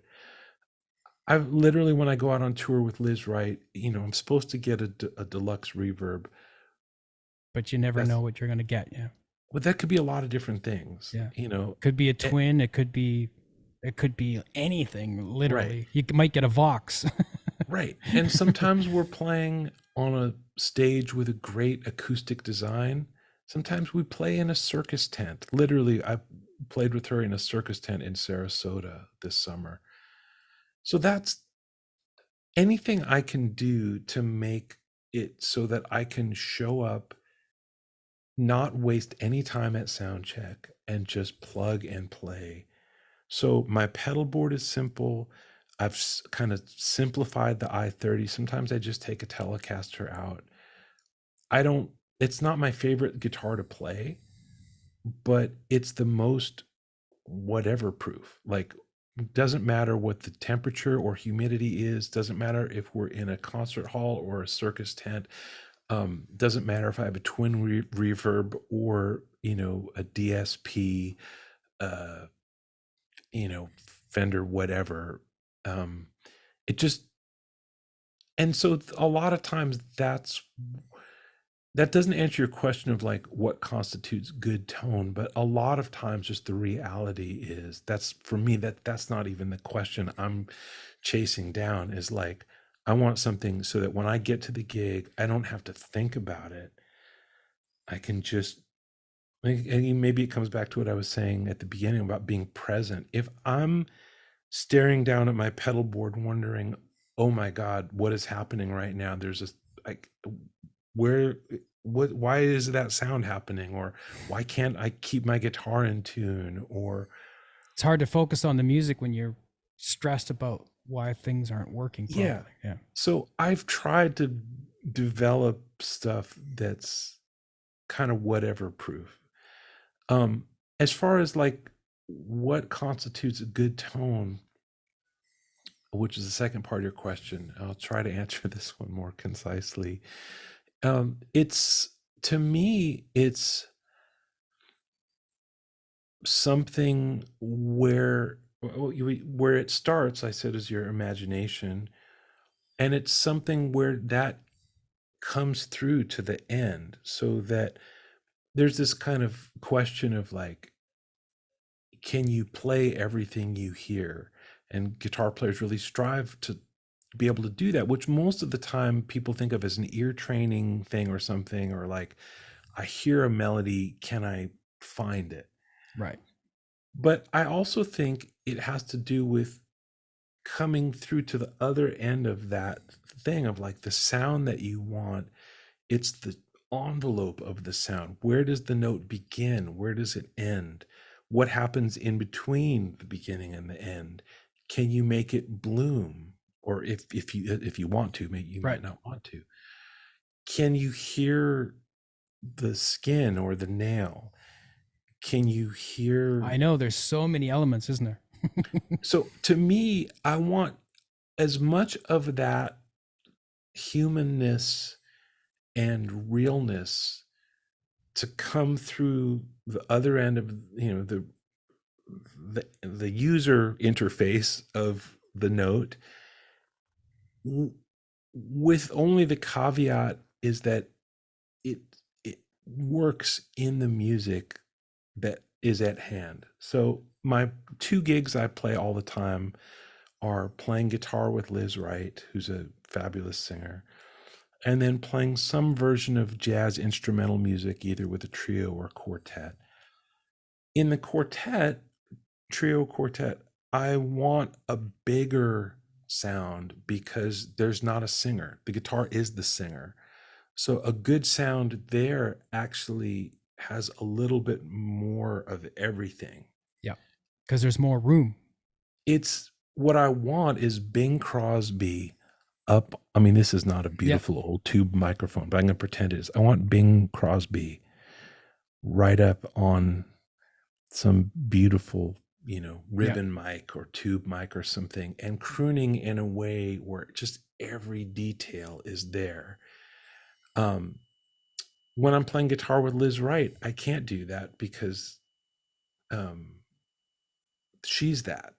So my sound needs to be more, um, More narrow focus uh-huh, in a way, yeah, for lack of a well, better way of explaining it. yeah, exactly.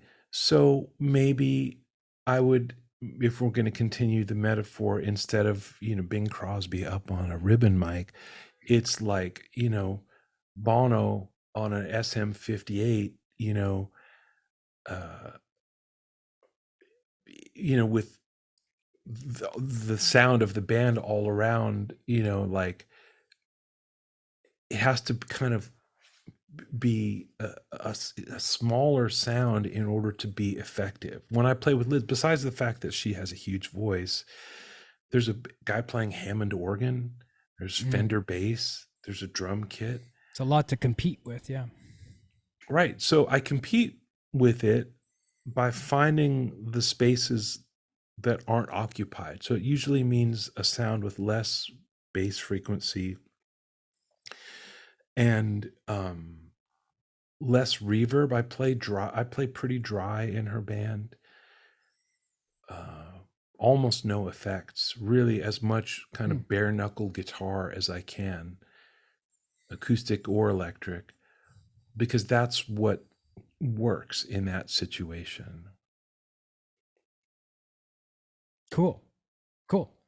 Well, I would agree with most of what you said for myself, because Okay, tone is very subjective, but sure. I agree. Starts with the mind. And what controls everything else is your mind.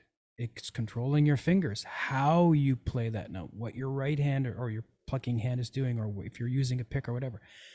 All of that is feeding back in through your ears and telling your mind, is that what I'm looking for or not? And I think that's probably why both of us like turning knobs, because we're our own sound man. Right. Right? Right. Yep. Like, whether you realize it or not, as a guitar player, you're kind of your own sound man. Unless you're like totally oblivious and you're, like you said, it's roulette. You're just rolling the dice, and whatever it is today is going to be whatever it's going to be. Yeah. And that can be fun, and I see people do that, and I'm in awe of it. I wish I could just, Like Bruce Foreman is kind of like that. Like, he'll just live with whatever he's got, and he's cool with it. to a certain extent, you know? yeah. And again, I think if we're going to call ourselves improvisers, if we're going to call ourselves jazz musicians, then that's part of comes with the job description. Last night I ran into Mike Moreno. Do you know Yep. him? I don't know him personally, but I know who you're talking about. Yeah. And he was telling me, he's like, "Oh, I'm going to be playing this, doing a week at the Blue Note with Robert Glasper." And I guess he's done these with him before. And he says, there's never any rehearsal. There's never any preparation. You show up and the music, like, there's a sound check and some music gets run at sound check, but really until the first set, and I think they do like 2 sets a night through a week, and they turn the house. So basically, whatever the first set is, that becomes kind of the show, and they carry that through the week and refine it. And that would be terrifying to me because Robert Glasper is such a high level musician, and I'm sure everybody on stage is. And I'm somebody who likes to know what songs are we going to play, because it's like I have anxiety dreams about showing up and being on stage and being unprepared, either musically or technically or gear wise. Not wearing any pants. But yeah, like Whatever. I don't have it, that version of Right. it, but yes, that dream, I have Yeah. that dream all the time. And so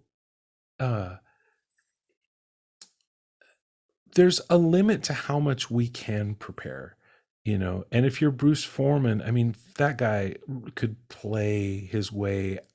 Like, if I can't help it now, I just keep coming back to martial arts. Bruce Foreman would be like in a martial arts movie, like surrounded by 12 people, and all he's got is like I don't know, some funny little prop, and like a whisk knitting needle or something. Yeah, a knitting needle, or a whisk broom, or Right. something like that. And somehow he takes on he's like Jackie Chan or something, and he somehow takes on 12 fighters with just his wits. And Well, it's kind of the way he plays too. Like there's a muscleness to it that I'm just going to get through this and I'm going to make it work. I'm going to have fun. And in a way, I kind of don't give a shit, but I give a lot of shit all at the same time. I don't know how to describe it. It's just very, yeah. And that also is that thing that we were talking about earlier. Like, Bruce Foreman believes in himself, and he believes in you. Right. He believes in the bass player. He believes in the audience. His belief in himself isn't just like a cockiness or something. He believes in himself because he's put the time in and he trusts himself, but he also believes in the other people on the bandstand and the audience, and it raises everybody up, and it makes that kind of environment where he can do no wrong. I mean, of course, he's arguably the greatest living bebop guitar player, so that's helpful if you're that. Yep. But also, there's just a real he believes, and that comes across when I've been around him and stuff. He's just really lifts the whole experience for everybody. He's great. He's this very special person. So yeah, tone. The last little piece of it I would say is, make sure you listen to yourself sometimes. Like, listen to recordings of yourself and spend some time with that and get to know what that sound is, because otherwise you aren't sure if you're getting it from your mind to the room. You just all you have is your emotions, and you might think, oh, I'm doing it, or like, don't trust your emotions. Really, I mean, trust your emotions, but in the case of tone, record yourself and listen to yourself and spend some time with that and fine tune it from there. One of the most valuable lessons I ever got, I used to play this weekly gig with this great guitar player. He's no longer around, but his name was George Hannepin. And we played this duo gig, and he had this beautiful, I think it was an L5, like from, I think like the 60s. It wasn't like a swing guitar 1939 L5, like an old Barney Kessel guitar, but more like a classic jazz, beautiful something. And he played through Wes like Montgomery would have played or something. That kind of guitar. And he had a I think a polytone head, or it might have even been a Walter Woods head, but I guess that's more of a bass thing. But a little standalone head, and then this 12-inch 112 cabinet that he had built himself with a port in it, and his sound was incredible. And he was an older guy. When I had this duo gig with him, I was probably 25, and we played every week. And he used to always record. He brought this little cassette recorder, and I thought I was doing pretty good because I was hitting all the right notes, and And one time he gave me the cassette to take home. He's like, hey, maybe check it out. Like not in a Yeah. like, critical way, but just like, hey, check it out. Listen to this. And I went home and I really could hear.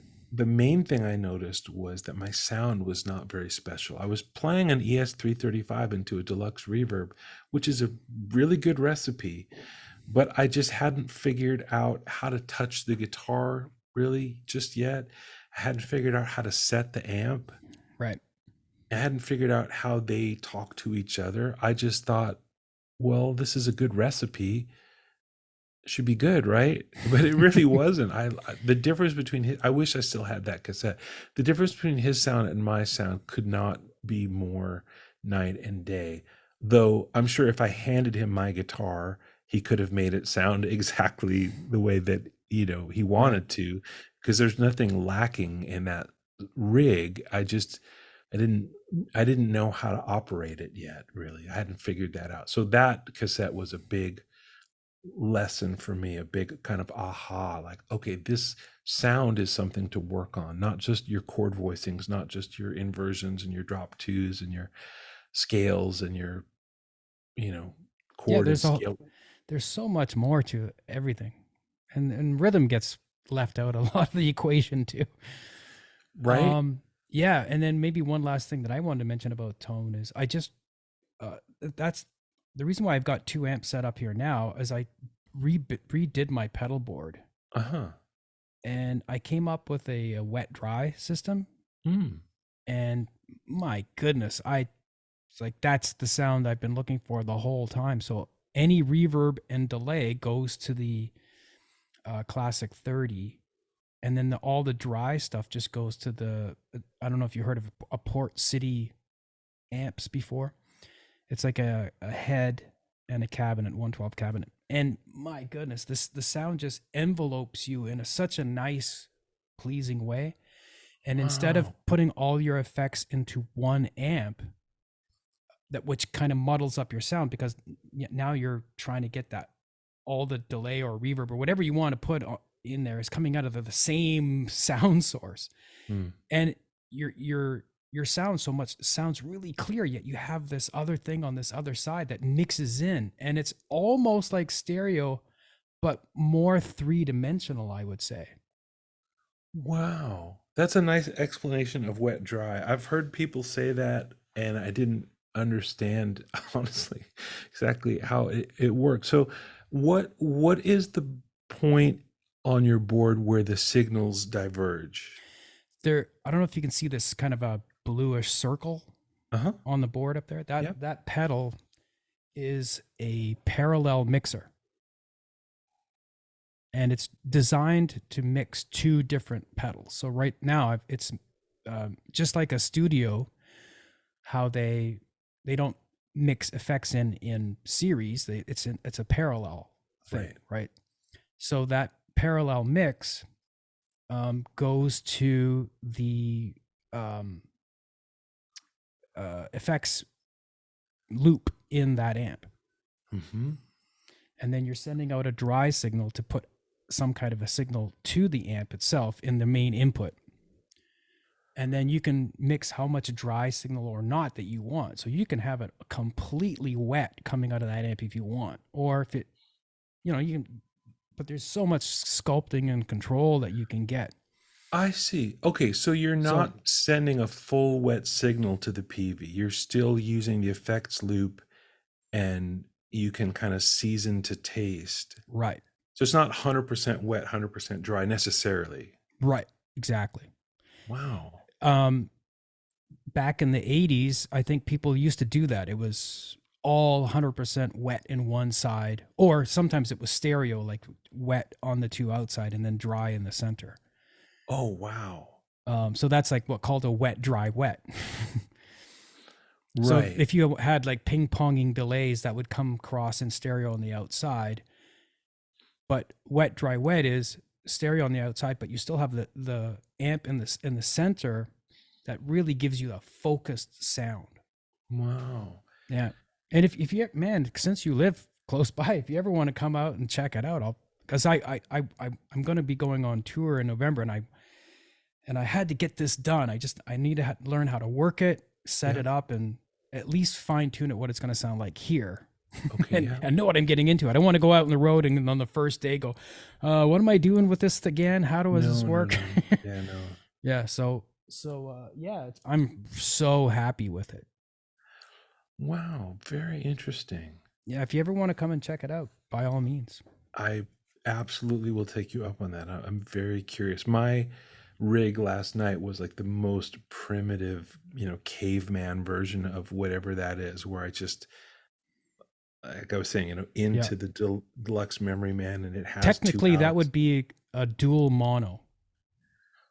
Dual mono. Wow. Where you're just sending, where you decide to split one side to do one thing or the other. Yeah, you know what I mean. Right. But the So wet, not technically wet dry is like you're literally only sending mostly a wet signal to one end. right. Wow. Okay. Yeah, I'm very curious to check that out. Um what's the tour that you're doing? Just my own thing.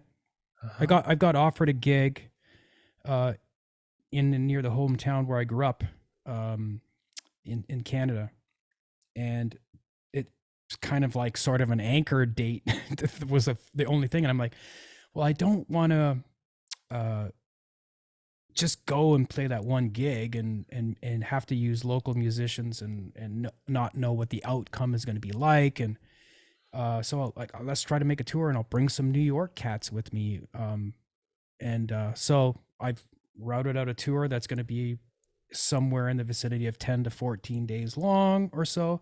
Mhm. Maybe there's going to be more things coming in, but yeah, I've just this is probably another thing that's added to my sleepless nights is I've got so much going on. It's when you're trying to teach, book a tour, uh, dealing with aging parents. Like matter of fact, I'm flying to Canada to help them move Mhm. into assisted living facility next weekend. Mhm. Just things like that. But Yeah. that's life. That's life. um, Yeah.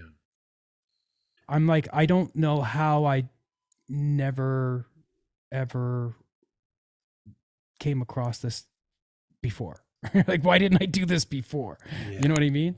Oh yeah. Oh yeah. So maybe as promised, I was going to ask you one more question, and then I have some maybe rapid fire questions at the end. Okay. Okay. What does technique mean to you? Mhm. Mm.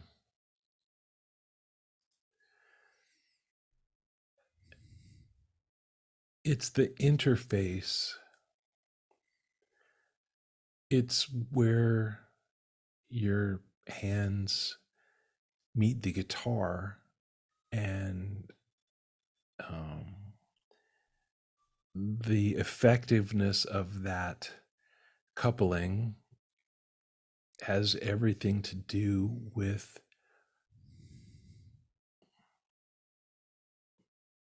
to whatever extent you can or cannot get your ideas across. And it's nothing more than that. I don't believe in practicing technique for the sake of itself. If you're working with a great teacher who can see farther down the road than you can, then there can be a little bit of here, practice this, and you might think, why? I don't understand why you want me to practice that.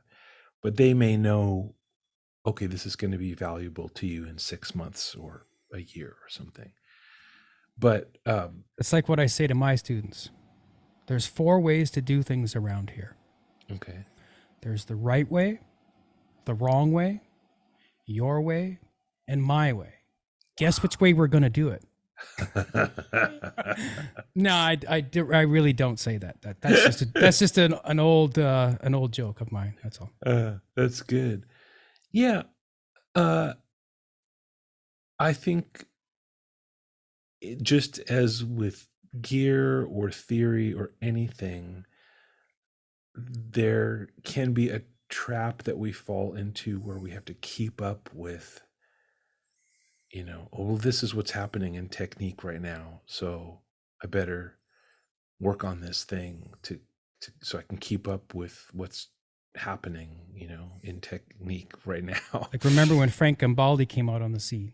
Everybody, Oh, all of a sudden, everybody had to learn how to sweep pick. I mean, it was devastating. That was Yeah. a very impactful. And I don't mean that in a bad way. No, Yeah.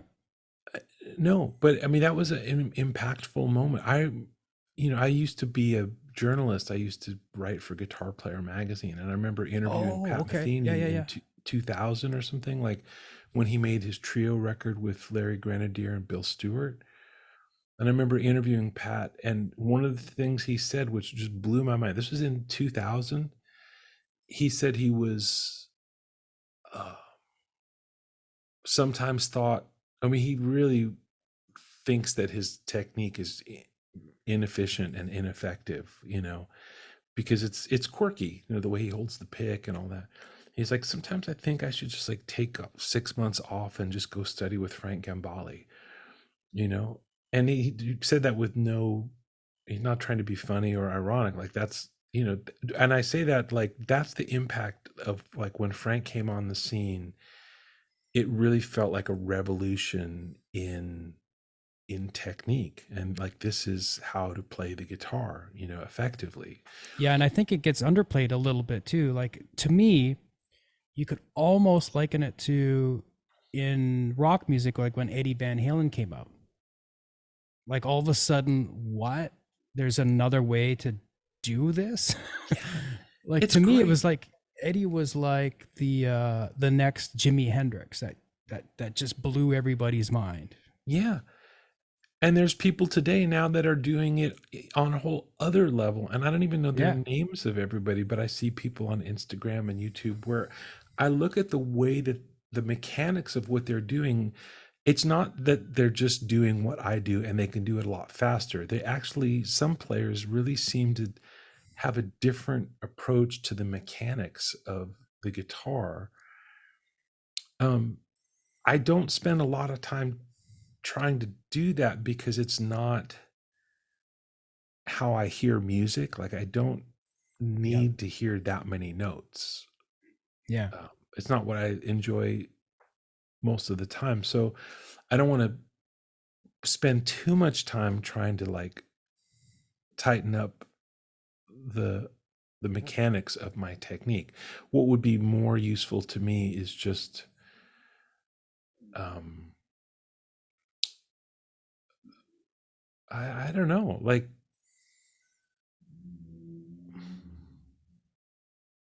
Can I mention to you how what I think technique is? yeah, of course. And again, it's all like you said before, it's almost in a woo-woo kind of way, but it's like getting out of the way. Mm, To me, that's what technique is.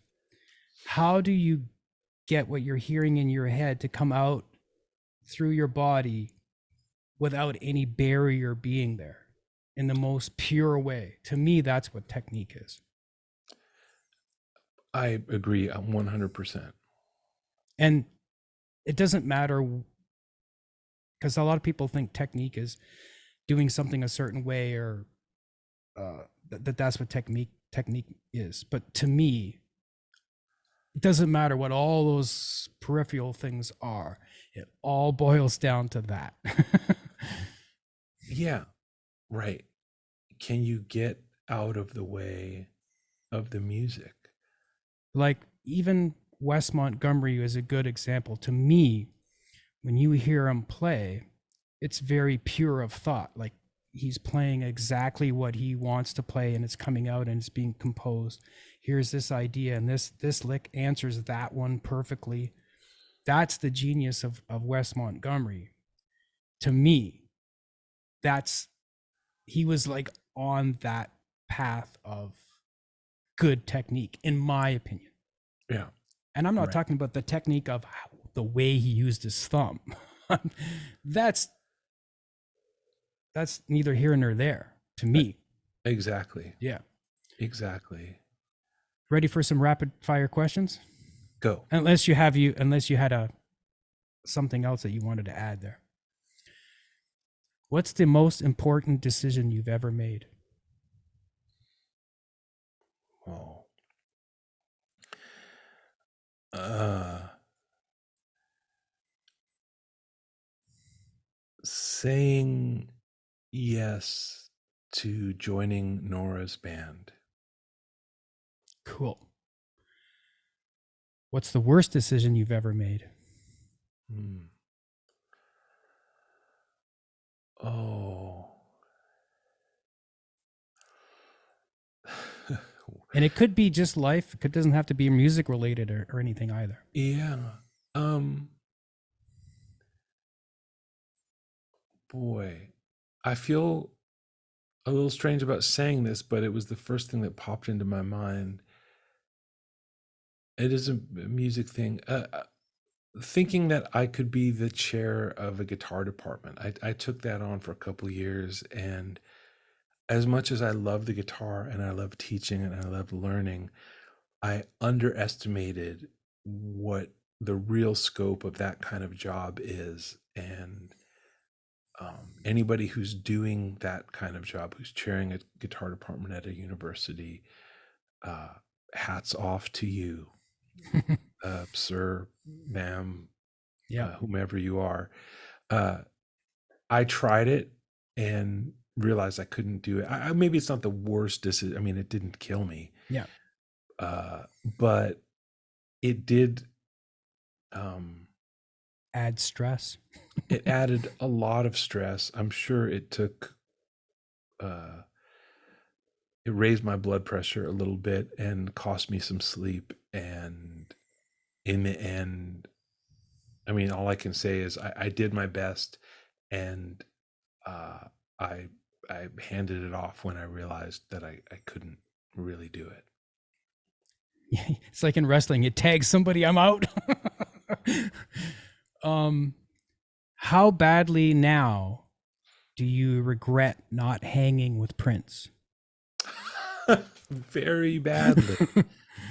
Very badly. Yeah, for people who might wonder what the heck, yeah, I had opportunity when I was touring with Nora. Uh, we played at a gig at Paisley Park, and a few months later we were in London, and he was in London, and he said he invited Nora and the whole band to come hang with him and his band, and we all were just like didn't think we were cool enough, and we weren't, but he invited us, and we should have gone. A friend of mine, actually, I don't know why I never thought of this before when I was going to ask you this question, but all of it just popped into my head that a friend of mine from Toronto played with Prince Oh, right up until he died, and she was wow. living at Paisley Park. Wow. Do you know Donna Grantis at all? No. She was in his Third Eye girl band or whatever, Mhm. and I think she did other things too. Hmm. But that was the main thing that she did with him because he had a bunch of women in his band that last iteration, Oh, and just wow. him. Just as a side note, Ah, and she was a part of the National Guitar Workshop as well wow. as a student. Like I remember, I think she was a student there, and then she ended up working like in the office, and then I remember that's when I was teaching there. She was like working in the office, and then like Say her name one more time. Donna Grantis. But this only would have been in the Toronto, Hmm. at the Toronto campus. I see. Yeah, no, I never got there. Yeah. But really, really nice gal. And do you remember? You know this person because he had a lot to do with the workshop. Was Jody? What's his name? Fisher. Jody Fisher. I do know Jody. Yeah. The best comment. He made the best comment because she would get up and play, even though she was on the staff. They would let her get up and play, and she would just rip. I mean, she would just tear that guitar apart, like, you know what I mean? Mm. And then Jody's just standing there, and he turns to everybody and goes, "And I thought Donna was a nice girl." That's funny. That's But yeah, any influences most people would find surprising, hmm. musically speaking. Yeah. Um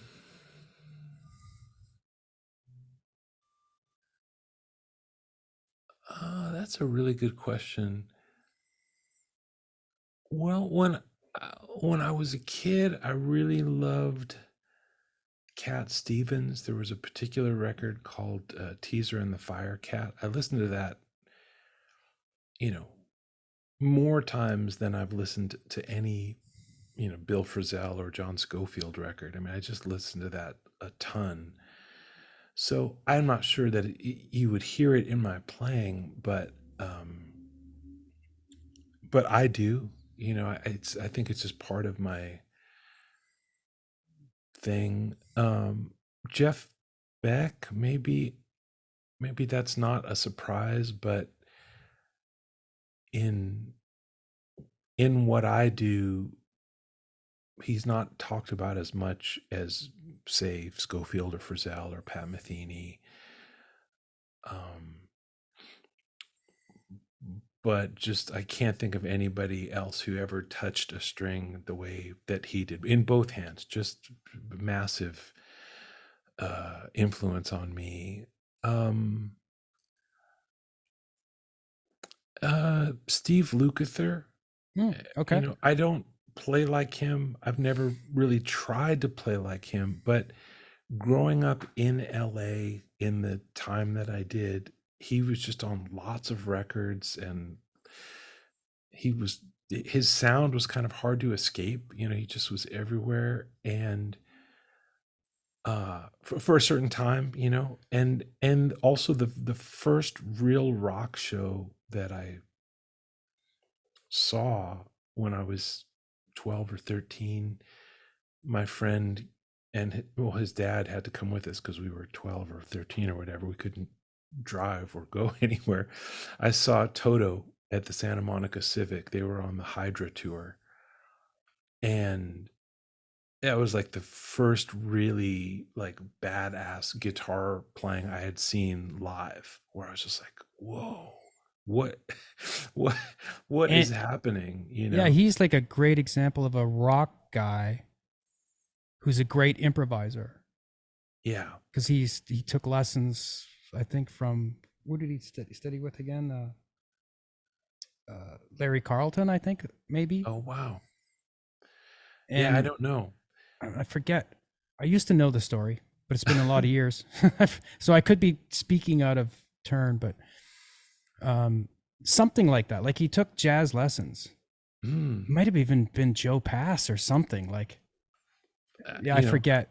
But I, nothing would surprise me. I think his playing is or maybe deeper. maybe it was Jimmy Wyble. It's possible. Yeah, Yeah, I don't know. because I know you studied with Jimmy too, right? I did, Yeah. yeah. Uh, and um, yeah, those guys.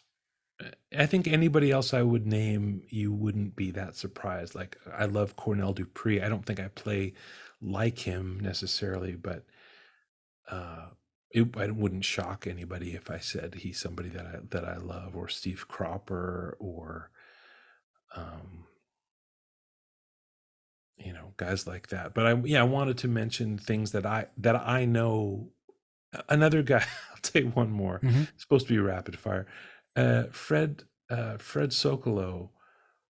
He's a blues jazz guitar player in LA and has written some books, and I think teaches at McCabe's, or used to. He wrote a book, uh, some kind of blues guitar book. I forget what it was called, and it came with a floppy record in the book. Remember Right. that? And I Sound learned, pages. yeah, I learned every lick in that book, and I still play some of them. Uh, he influenced my playing in a very real way, and that's not a name probably people even know. Yeah. Cool. Unless you live in Santa Monica and take lessons at McCabe's. But Right. yeah, definitely Fred Sokolow. Yeah, for me it would be a lot of different things. Eddie Van Halen is in there. I think he's affected my tone idea, concept of tone as well, along with a lot of other people, I'm sure. And then probably Pat Martino as far as tone goes as well. But just things that would surprise people would be more like Lester Flatt and Earl Scruggs. I used to listen to that a lot and play along with it. The Ventures, because that's how I kind of first learned how to play is learning how to play stuff from my dad's record collection. Right. So it was Flatt and Scruggs, The Ventures, a lot of like older country music and stuff.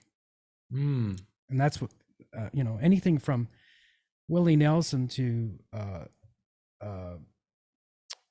I can't think of his name right now, but I can picture the face as plain as day. Matter of fact, Fender made a telly for him too. Kind of like a little bit of a Western swing vibe. Merle Haggard. Merle Haggard, that's it. Right. You know, stuff like that. That all those things influence me, whether I like it or not. And in more ways than one, because like, remember I mentioned that we never rehearsed in the country band. Right.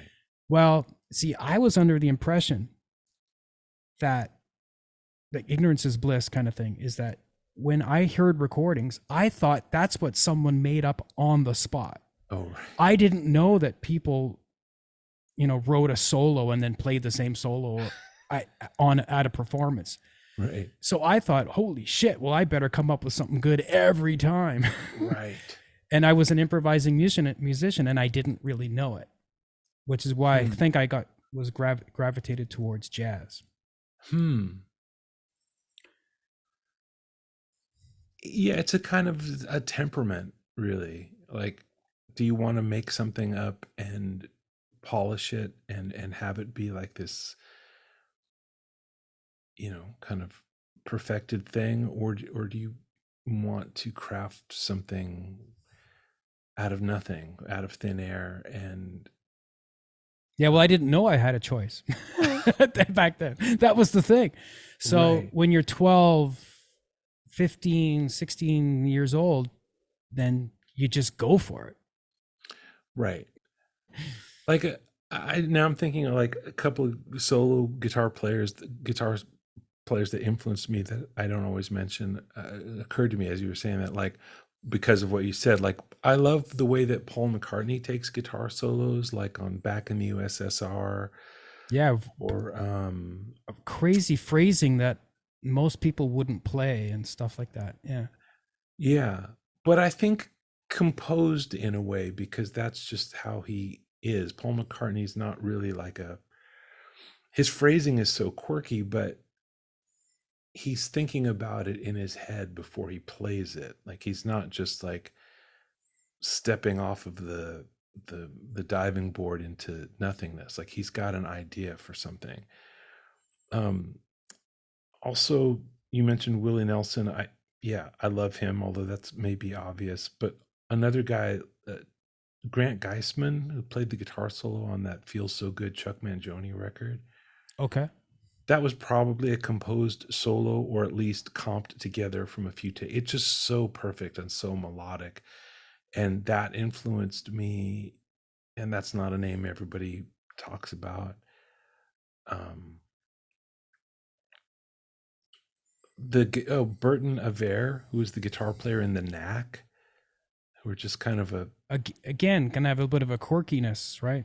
Yeah. Cool. Yeah. Cool. I think I already I didn't ask you, but you already mentioned if you had any hobbies outside of music. I guess that would be cooking. But yeah, what's your non-music superpower?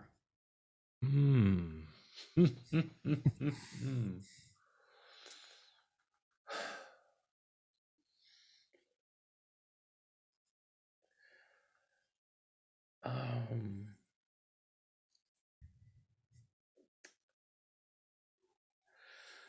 uh, it might be a stretch to call it a superpower, but I have a, a good sense of a really good sense of direction on foot.